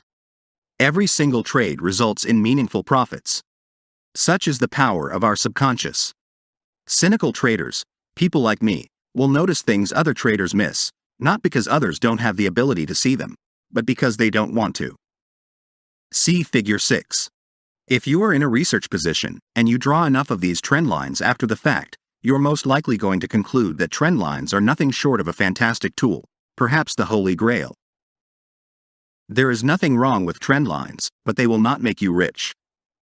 What will make you rich is how you think when you trade. If you think like everyone else, then your results will be like everyone else's. Don't you want to make money? Don't you want to separate yourself from the herd? Then realize that trading profitably has nothing to do with the instrument you use. In order to prove to you how pointless it is to research tools, I would like to introduce you to two of the world's most esteemed traders, Larry Passavento and Larry Williams. Larry Passavento versus Larry Williams. The two Larrys are both in their senior years. They are both Americans, and incidentally, they are friends. Both of them have enjoyed trading careers spanning decades. Both of them have made their living from trading. Larry Passavento is famous for his use of patterns and Fibonacci ratios. Larry Williams is famous for his pattern recognition setups. Both have written several books on their chosen tools. In a workshop I organized back in 2005, Larry Williams, who was one of the speakers, showed statistics from the S&P 500 index, which depicted all the major retracements on an hourly chart spanning a decade. As you can imagine, there was virtually every single conceivable percentage retracement on display. What did not stand out, though, was 61.8% or 38.2%, the two prominent Fibonacci ratios. Sure, they were there, but they were surrounded by masses of other percentages. Yes, it turns out the magical growth sequence of Fibonacci does not, after all, rule the market. So how come it works for Larry Passavento? The answer is simple. It doesn't have to work all the time to make it a profitable strategy. In Oslo, Norway, in 2016, I gave a talk on Fibonacci ratios. For the talk, I had researched all occurrences in which the German DAX index retraced 78.6%, the square root of 0.618, and I proved that although the 78.6% retracement had a hit rate of 20%, it could still be a useful strategy. You had to risk very little and go for big payouts for it to work. S&P 500 and Fibonacci. The S&P 500 enjoyed an 11% rally during the summer months of 2021. The index rallied from 4,050 to 4,550. Along the way, as you can see on the next chart, there were three significant retracements. The role of the Fibonacci sequence is to enable us to buy into retracements at favorable retracement ratios, such as 38.2% retracement, 61.8% retracement, or even 78.6% retracement. See Figure 7. What I am going to show you now is a simple demonstration of the power of hype and selection bias. See Figure 8. Fibonacci ratios are one of the best-known tools in the trading arena. There is not a single one of these three major retracements in the S&P 500 index that is identified by either 38.2%, 61.8%, or even 78.6% ratios. In fact, two ratios seem to come up more frequently: 43% retracement and 74% retracement. I put that down to randomness. Yes, such is the power of our belief system. We want to believe there is a magical growth sequence to the way the financial markets expand and contract. We want to believe that there is a universal order to the markets, dictated by a higher deity who created the universe using the mathematical sequence of what we know as Fibonacci. And it works just often enough to keep the believers believing. This is the danger of charts. When we research, we are looking for something to get us in on the long side, so we never miss a rally. Or we look for something to make us sell short, so we never miss a short sell. We enter with a bias. This is apophenia in play. Beware. Divorce rates in Spain. The definition of ignorance is a lack of knowledge or information. You can be a smart individual but be ignorant in some areas. For example, I am rather ignorant when it comes to, say, soulmates and flat earth theory. You could argue that I am ignorant because I am not interested, or I don't believe in it. Fair point. Specifically, on the point of finding your soulmate, the one and only whom you will spend eternity with, the person who is perfect for you in every shape or form, well, I don't believe they are real. You see, as ignorant as I am in the ways of love, I can read statistics, and on that basis, I am supposed to conclude that soulmates have better chances of finding each other in certain countries. I don't think so. For example, there are certainly not many self-confessed soulmates in Spain or Luxembourg. Did you know that there is a 65% divorce rate in Spain and an 87% divorce rate in Luxembourg? There's only a 42% divorce rate in the UK. Does that mean that you have a higher chance of finding your soulmate if you live on the British Isles than in Spain? Plenty of people believe that the sun's heavenly position relative to randomly defined stellar constellations at the time of my birth somehow affects my personality. There are also people who believe that the markets are an equation to be solved, a code to be cracked. All of those people are delusional, or to put it more politely, they are ignorant. The fraud of the Candlestick Guru. In order to avoid a lawsuit, I have blanked out the name of the central character in the following story. When candlestick charts became a hot topic in the 1990s, one person, who had been instrumental in the propagation of their use, was sitting in a restaurant somewhere in the world with another high-profile trader and me. The central character had at the time published books on the use of candlestick charts. As we sat in the restaurant, I asked him if he believed that some of these patterns had to be identified by different names, when they were practically identical. For example, I argued, the harami pattern and the harami cross pattern are to all intents and purposes identical, except the harami cross pattern has no body, while the harami pattern has one. However, they are both inside bar patterns. It seemed to me like a deliberate attempt to inflate the number of patterns, for purely commercial reasons rather than for legitimate trading reasons. Many of the patterns are near identical but have different names. I asked him if he had a favorite pattern he used, or a selection of preferred patterns he stuck to, and if so, what time frame he traded them on. He answered that he wasn't trading the patterns. Not only that, but he also conceded that he didn't trade at all. I don't know how you feel about that, but it doesn't sit very well with me. I immediately cut all ties with the gentleman. I felt as if his only mission was to invent as many patterns as he possibly could, in order to fill pages in books and courses, and create alerts on his trading software. Am I arguing that candlestick charts are worthless? No. I just don't believe that there is statistical relevance to all the patterns. I am not alone. A handful of academic research articles suggest the same. Here is the conclusion from one such article, a statistical analysis of the predictive power of Japanese candlesticks, written by Muhammad Jamaluddin, Adrian Hines and Lissa Palasha, and published in the Journal of International and Interdisciplinary Business Research in June 2018. Japanese candlesticks is a technique for plotting past price action of a specific underlying such as a stock, index or commodity using open, high, low and close prices. These candlesticks create patterns believed to forecast future price movement. Although the candle's popularity has increased rapidly over the last decade, there is still little statistical evidence about their effectiveness over a large number of occurrences. In this work, we analyze the predictive power of the shooting star and hammer patterns using over 6 decades of historical data of the S&P 500 index. In our studies, we found out that historically these patterns have offered little forecasting reliability when using closing prices. In another work by Piapas Tharavanij, Vasan Sirapropasiri, and Kitache Rajkamaha, the researchers conclude the following. This article investigates the profitability of candlestick patterns. The holding periods are 1, 3, 5, and 10 days. This study tests the predictive power of bullish and bearish candlestick reversal patterns both without technical filtering and with technical filtering, stochastics, %D, relative strength index, RSI, money flow index, MFI, by applying the skewness-adjusted t-test and the binomial test. The statistical analysis finds little use of both bullish and bearish candlestick reversal patterns since the mean returns of most patterns are not statistically different from zero. Even the ones with statistically significant returns do have high risks in terms of standard deviations. The binomial test results also indicate that candlestick patterns cannot reliably predict market directions.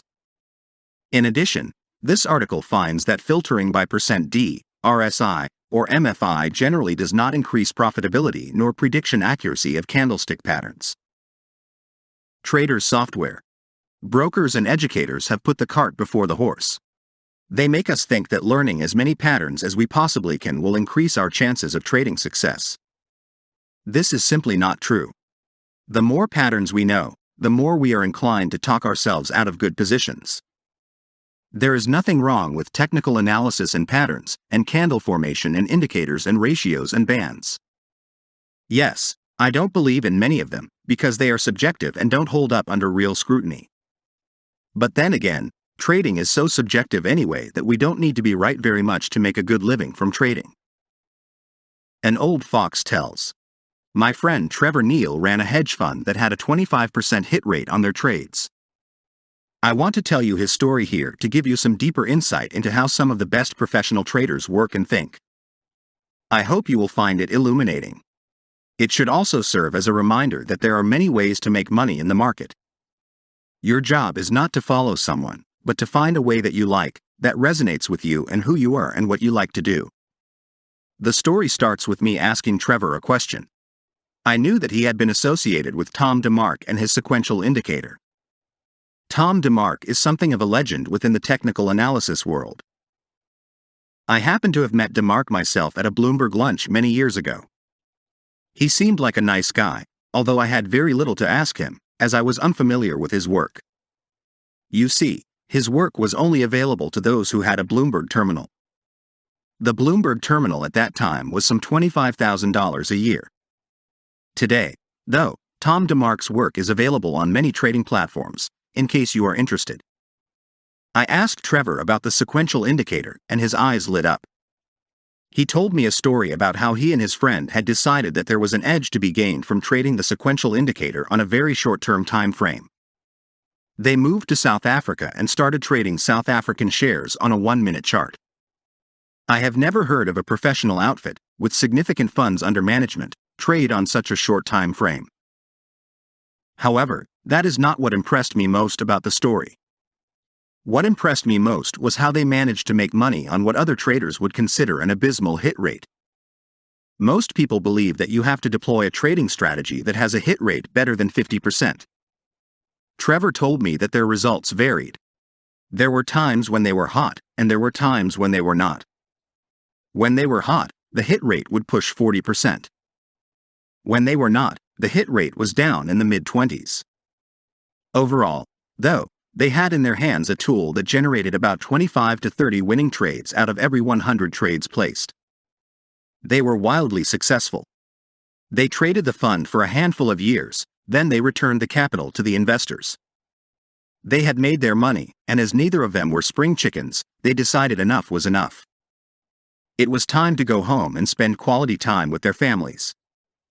Had they been younger, they probably would have continued. Now I don't know about you, but I like the story. It reaffirms the idea that I have about trading. How you think when you trade is much more important than whether your strategy has a hit rate in the 50s or in the 70s or in the 90s.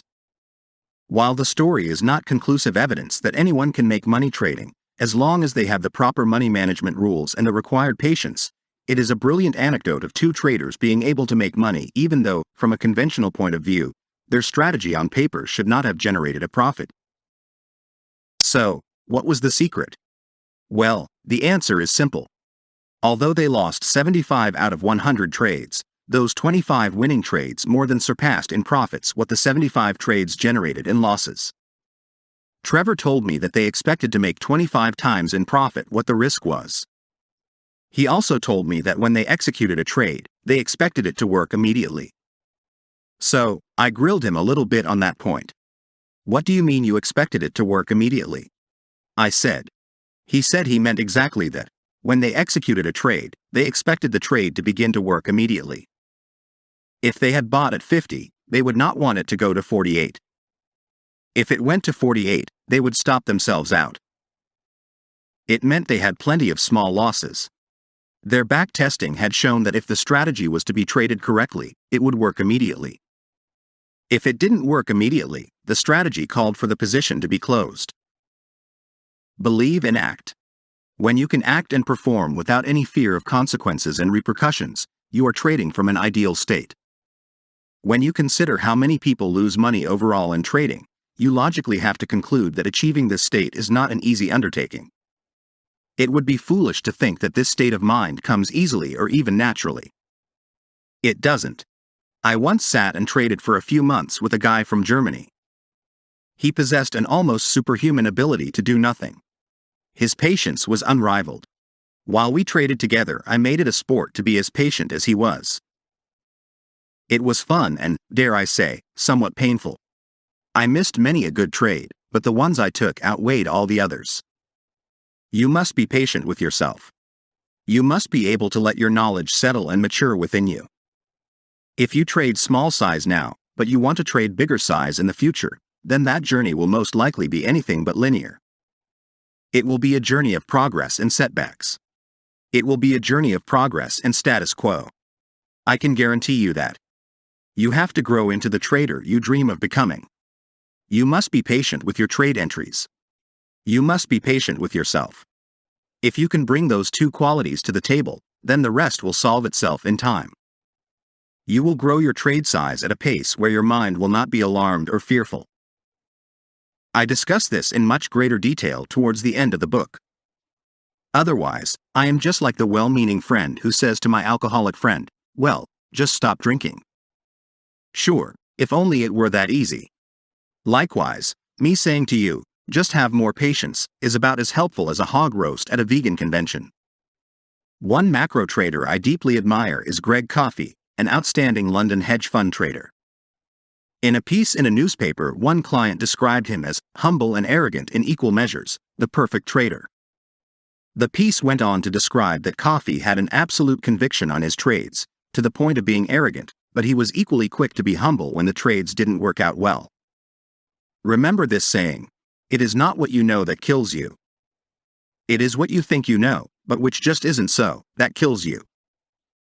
The nature of the game. The game never changes, and it never will. Algorithms won't change the game. Laws won't change the game. Because this is an inner game, and you need to spend time, maybe not as much time as you do on charts, but a huge amount of time, contemplating what human qualities you are bringing to the game of trading. Moving in the right direction comes from knowledge of yourself and an understanding of the markets. The game never changes. The players change, of course. We all grow old and die, and we are replaced with fresh blood. Sadly, people don't change unless they make an out-of-the-ordinary effort to do so. We have a reptile mind, which is not fond of change. Hey, if it ain't broke, why do you want to fix it? Well, because it is broken. I am not making money how I know I can, so I want to change that. If that means I have to learn to live under a different paradigm and have a different perspective on fear and hope, so be it. The role of charts. You can't create a master painting with just one color. You don't create a Michelin star meal with just one ingredient. And you most certainly do not create a viable business as a trader by only focusing on charts. The role of the chart is to give you a visual representation of the thoughts of other market participants. It enables me to be much more specific in my entry and exit criteria than, say, a fundamental trader. However, it is easy to get seduced by the randomness of charts. Over time, though, it is not your chart reading skills that will decide the number of zeros on your trading account. Controlling your mind is no easy task. Your reflex mind will jump to conclusions before your conscious, reflective mind has had a moment to really consider your response. The sole purpose of this book is to provide you with the right tools to program your mind to be a trader, a profitable one. Our minds are feeble creatures if left unchecked. Whenever I give a talk about the role of psychology in trading, I always show people the logo of Federal Express, and then I ask them, where is the arrow? In case you didn't know already, take a look at the FedEx logo. There is an arrow hidden between the E and the X. The coordination between the eyes and the mind is fascinating. The eyes can see one thing, while the reactive impulse mind tells us that we are seeing something else. It is only through observance and training that we become mindful of our tendency to believe what we immediately think we see. Consider the following image. Which square on this checkerboard is darker, A or B? You might be surprised to learn that both squares are exactly the same shade of gray, though it is very likely that your mind told you that square A is darker. Published by MIT professor Edward H. Adelson in 1995, this optical illusion perfectly demonstrates how the mind can misinterpret information passed to it by the eyes. Another example you may have encountered before is a little harder to demonstrate in this book, but I will explain how it played out in the speech I gave, which gave me the impetus to write this book. It is a mind flexibility exercise. I showed the audience a simple image, a red square. I asked them to call out the color of the image. Red. They shouted in unison. Simple enough, right? I then removed the red square and revealed a yellow one. Same result, yellow. I swapped in a green square. Green, they cried. Red. Yellow. Green. So far, so good. The audience didn't even need to think about it. That is how dominant the automatic response system is. Then we moved on to the trickier bit. I showed the audience an image of the word red written in blue ink and asked what color that image was. A lot of them called out, red. I showed them yellow written in red ink. Some called out, red, but I heard far more shouts of, yellow. We repeated this process with a series of color names written in ink of a different color. Over time, the audience responses became more consistently accurate. Through a humorous exercise, I established that our eyes and minds do not necessarily work in a coordinated manner. Our brain, seeing the word red, wants us to say red, even when the answer to the question is blue. It is as if we consciously need to stop the brain from jumping to conclusions. This is an important trait in trading, because we often see things that are literally not there. Charts do not work as well in real time as after the fact. Unfortunately, you have to believe and act. If you struggle with that after a few failed trades, then that is your brain trying to protect you against pain. You will begin to second-guess your signals, and you will sabotage your own best interests. I have been there. I have done it. And I have the cure. Good trading goes against human nature.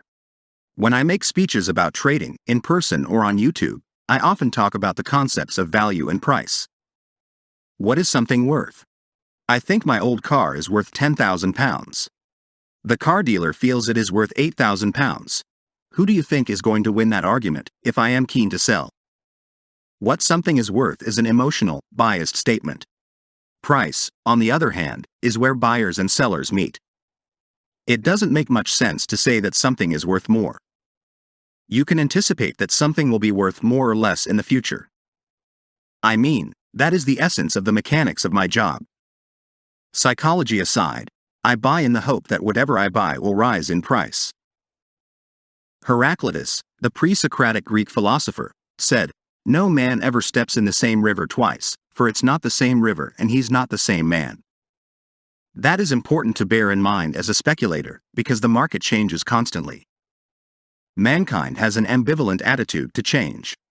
We want change, because otherwise our lives become mundane and boring. But if the change is thrust upon us, rather than driven by motivation and enthusiasm, then we tend to resent it.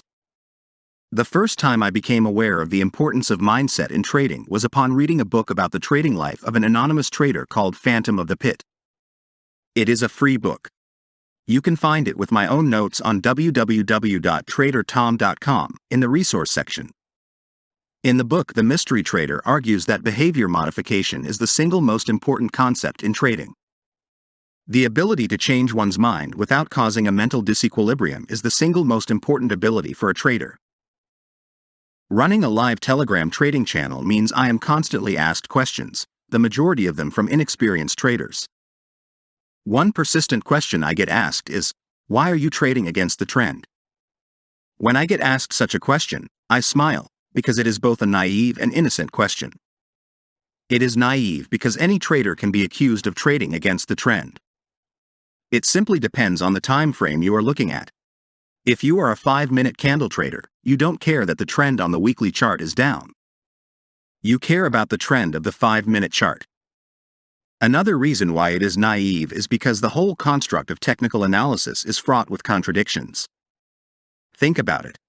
You are asked to follow the trend. But what happens when you sell a double top? You are betting against the trend. The same can be argued for a double bottom.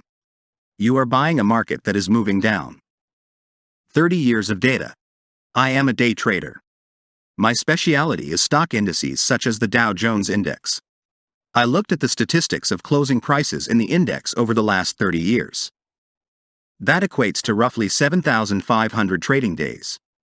I wanted to know how often the Dow Index closed higher for the day and how often it closed lower for the day compared to the previous day's closing price. I had an idea that, since the Dow Index over the last 30 years had risen from 3,300 to nearly 36,000, you could expect more positive closing prices than negative closing prices. I was wrong in that assumption. Over the last 30 years, only 50.4% of all closing prices were higher than the previous day's closing price. This means the distribution of plus days and minus days in the Dow Index is evenly distributed. The ramifications of this statistic is that day traders like me can't rely too much on the trend on the higher time frame, because virtually anything can happen down on the 5-minute chart. The challenge traders face can be summed up very easily in a Heraclitus-style explanation. When we shop for a pint of milk, we know that milk is a uniform product. It doesn't matter where on God's green earth you shop for a pint of milk. Milk is milk. Hence, if milk costs twice as much in one supermarket as opposed to another supermarket, you can again rightly conclude that a pint of milk is expensive in one supermarket and it is cheap in the other supermarket.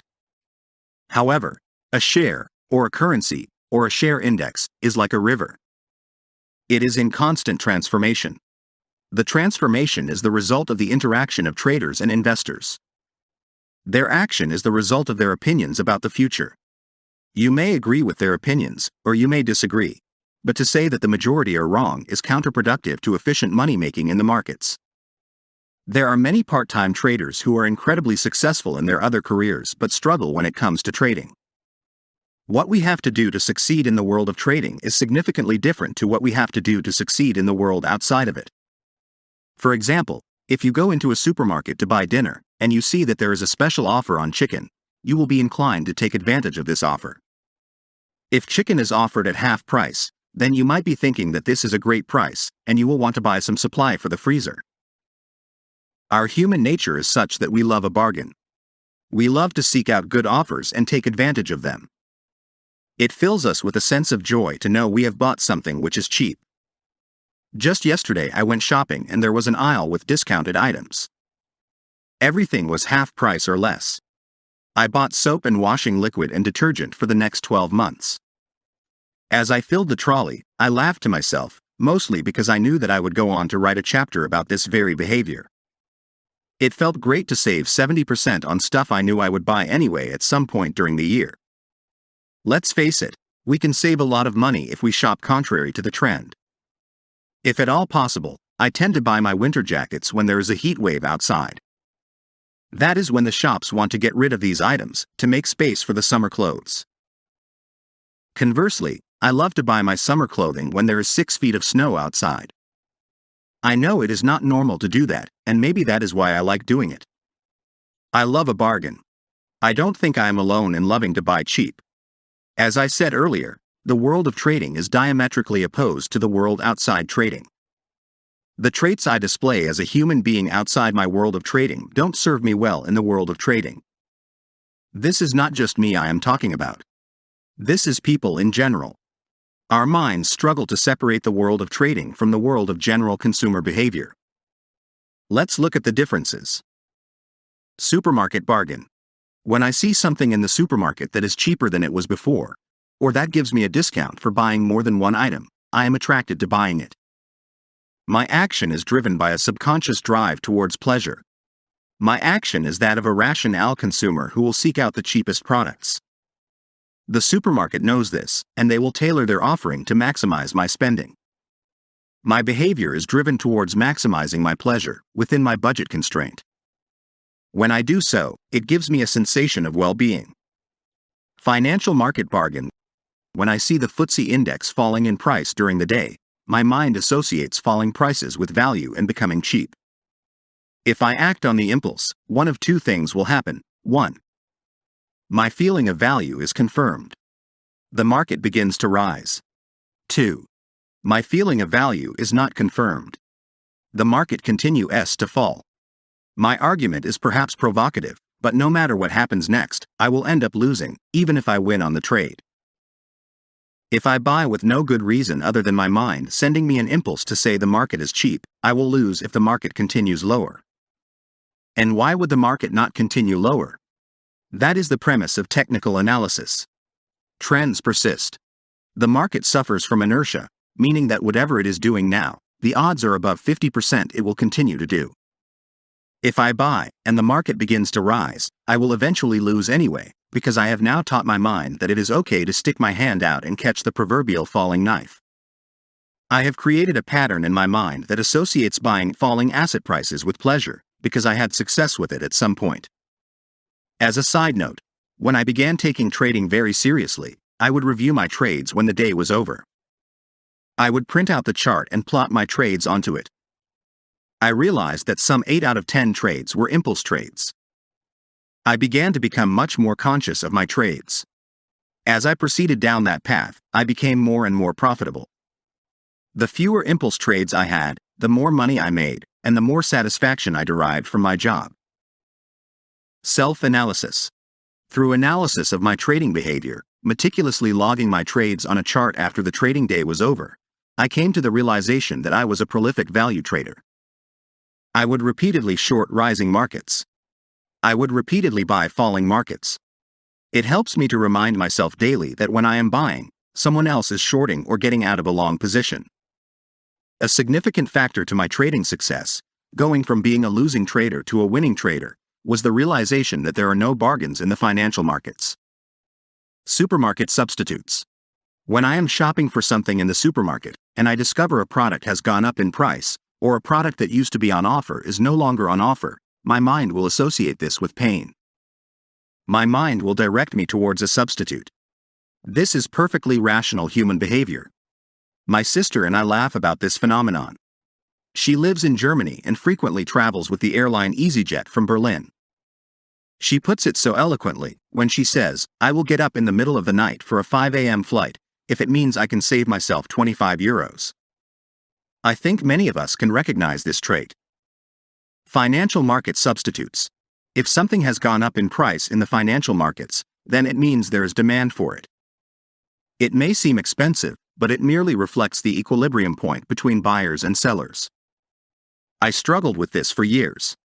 I argued it was expensive, and this faulty view was compounded by the technical indicators I was using. Indicators like stochastics would suggest a market was overbought or oversold. Those are other words for cheap and expensive. It is for this reason I am no longer trading with any kind of technical indicators. My charts are 100% naked. The perverseness of the financial markets is that it generally makes sense to buy something because it is more expensive today than it was yesterday. Dealing with adversity. When I experience difficult situations in my life, I will be patient and work on resolving them. Through my work and my resolve, I hope I will be able to solve the problem.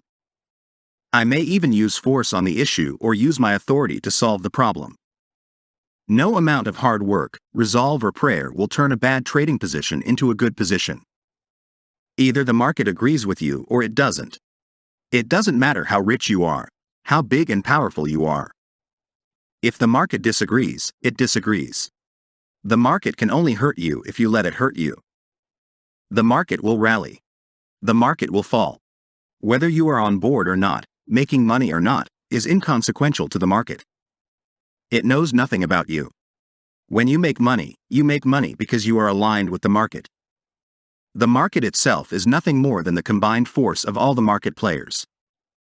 They, like you, are looking to make money from trading. Unfortunately, we can't all make money. I came to realize, after years of suffering, that I had to change my relationship, not with the market, but with how I reacted to what the market did. Much of that process was undoing my life values and beliefs when it came to the trading world. In the normal world, when I don't get my will, I will work hard at convincing the other party to see things my way. I am very persuasive, and I usually get things how I want them. While that may be a trait that helped me in the real world, it is a trait that was detrimental to my trading performance. The market doesn't care about your position. It doesn't care if you are long or short or on the sidelines. The market has no feelings about you or your position. The essence of my argument is that many of the traits we display as perfectly normal people don't serve us well in the world of trading. I think all the successful traders I know have gone through a transformation process. Some were gradual. Others talk about a specific situation which acted as a catapult to success. Some became so disgusted with themselves, they decided that they were going to either follow the rules or quit trading altogether. The innocence of objective observation. A very good friend of mine, Dr. David Paul, describes his own transformation in the following story. I have a PhD in mechanical engineering. I have worked for De Beers. I invented a mining drill which made me a fortune. I have had my own mining company. So, it is fair to say that I came into the markets with a lot of confidence and a lot of money at my disposal. I started investing money in the 1980s. It was easy to make money in the stock market then. All you had to do was buy shares and then sit and wait. While I waited, I started doing programming on the early computers. I eventually created my own share selection software. It was incredibly sophisticated software for its time. On this particular day in question, the software called for the market to rise very strongly. So, at the open of trading, I phoned my broker and placed a very large buy order. And sure enough, the market did what my software had said it would do. It started moving higher. I was naturally happy that the analysis was correct and that I was making money. I held on because the software predicted the rise would continue, only much more strongly. A short while later, however, the market began to drop. I was naturally a little surprised but knew that it must be just a temporary aberration and a good chance to buy a little more before the market really took off. So, I did. I bought some more. And yet the market continued to drop. And drop. And drop. I began to get a little worried. So I phoned my broker and all my trading friends to see if there was any reason for this deviation. They too were at a loss to explain why the market was down. Their analysis had suggested the market would rally strongly. All the newsletters suggested that we were in the middle of a major wave 3 in Elliott wave analysis terms, and everything pointed to higher prices. I felt somewhat better having spoken to my friends and my broker about the situation, and I was sure that this was just an aberration. So I decided to buy a little bit more at these cheaper price levels. The market bounced for a while, and I felt pretty good about having bought some more at what I thought would be the lows of the day. The market then began to head lower again, and I began to get really concerned, even a little scared. It was quite a big position I had accumulated. Just then my wife walked into my office to ask what I wanted for dinner that night. She must have sensed that I was distracted or in discomfort, and she walked over to my desk and looked at the trading screen. "Is anything the matter, dear?" she asked. She can be so sweet. "No, my love, just working." My software says this market should go up. I pointed at the screen. The software has never been wrong, and I have spoken to the brokers and to my friends, and they all say that this market should be going up, but it is going down. She looked at the screen with the market and said, "Is this the market you are trading in?" "Yes," I said. "I really don't understand why it keeps moving lower. I am sure it will move up very soon." "But it is not moving up right now, is it?" she said. I got a little impatient with her, and I said, "No, dear, but what you don't understand is that the software and the Elliott wave count are in agreement, and the market absolutely has to go up." "Oh well, you are right. I don't know anything about this software or the Elliott thing, but it just doesn't seem to be going up right now, does it?" I distinctly remember taking a deep breath. I said to the woman I loved but who had now begun to irritate me, "No, dear, but just as soon as this passes, it will start to go up. It absolutely has to. I think this is just an AB equals CD formation. The software says so. The broker says so. My trading friends say so. The Elliott count says so. There is no way that all these people and my software could be wrong. Okay, I am sorry. You are right. I don't understand your software or the Elliott thing or what the broker is talking about. All I see is that this market right now is going down, isn't it?" I stopped staring at the screen for a second, and I looked up at my wife. "Could you please repeat what you just said?" She looked at me puzzled, and said, "Well, I am just saying that right now, right at this moment, right here right now, this market is moving down, isn't it?" And then it hit me like a thunderbolt. I wasn't trading the market. I was trading my opinion. I began to laugh, because I felt for the first time that I knew what had to be done to make money in the market. I understood that the very thing I was trying to avoid was the very thing that was killing me right now. I was trying to avoid losing trades at all cost, and now I was in a trade that was losing me, only because I refused to listen to what the market was trying to tell me.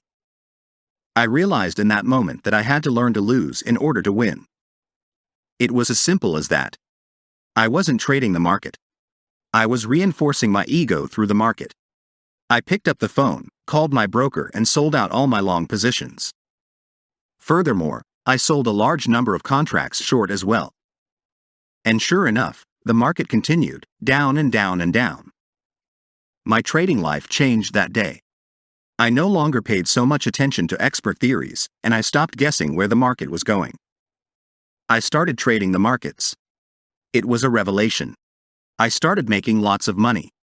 I realized that some of the stuff I had read was outright wrong and detrimental to my trading. For example, we have all read the axiom of buy low and sell high. I changed that to sell low and cover lower, and buy high and sell higher. Surrender. When I asked David to sum up his experience, he said to me, "Look at your own life. You love to surf. You wait for the waves, and you paddle into their energy flow, and you ride the wave. How is that any different to what we do as traders? When you are out there, sitting outside the impact zone, waiting to paddle in, you don't paddle when there are no waves. You are patient. When the right size wave builds up, you get ready. You are one with the sea. You roll with its flow. You surrender. To succeed in the markets, we must surrender. Every single individual on planet Earth has a great deal of time, money and value tied up in what we know, and it is unthinkable to even consider surrendering all this perceived knowledge. The purpose of my trading and your trading is not to be proven right and bolster our egos. Our job is to make money. If that means we come to the market with an opinion and we are proven right, so be it. If it means we have to change our opinion because the market dictates it, so be it. A more spiritual person than I would perhaps express this as empty your mind and let the market guide you. There is a lot less to trading than meets the eye. The fact is that our complicated human minds have a great deal of trouble processing information that is simple. Unless it is complex to the 10th degree, our minds tend to pass it over. We think that something simple can't be profitable. What is your aim? The simple answer should be to make money. In the past, I was so preoccupied with what should happen. But to make money, we must be focused on what is happening right here, right now. When I started writing this book, I wanted to keep it practical. I had no interest in trying to pass myself off as a trader therapist or a psychologist, because I am not. I wanted it to show the true nature of what trading is, written by someone who has skin in the game, and who has both scars and medals to show for it. If the last few pages have been a little too theoretical for your liking, I would like to describe a real-life case study, one that was captured on video, my way of telling you that this is an authentic story, by Round the Clock Trader in July 2019. I want to explain what I mean by going into the market with an open mind and an empty cup. I bought an index after a double bottom. Everything looked pretty good. I was long from 12,808 and I had bought again at 12,818. Then it happened, the index plummeted. My 5-minute chart showed 3 major lows. I call these get-out bars, when I am trading against their direction, or add to bars, when I am on the right side of them. I was wrong being long. I got out of my long position and reversed my position to short, relatively early on in the downward spiral of the index. There were some 500 traders attending the event, and what pleased me most about the outcomes was not that I lost on my first trade, or that I won my money back soon after.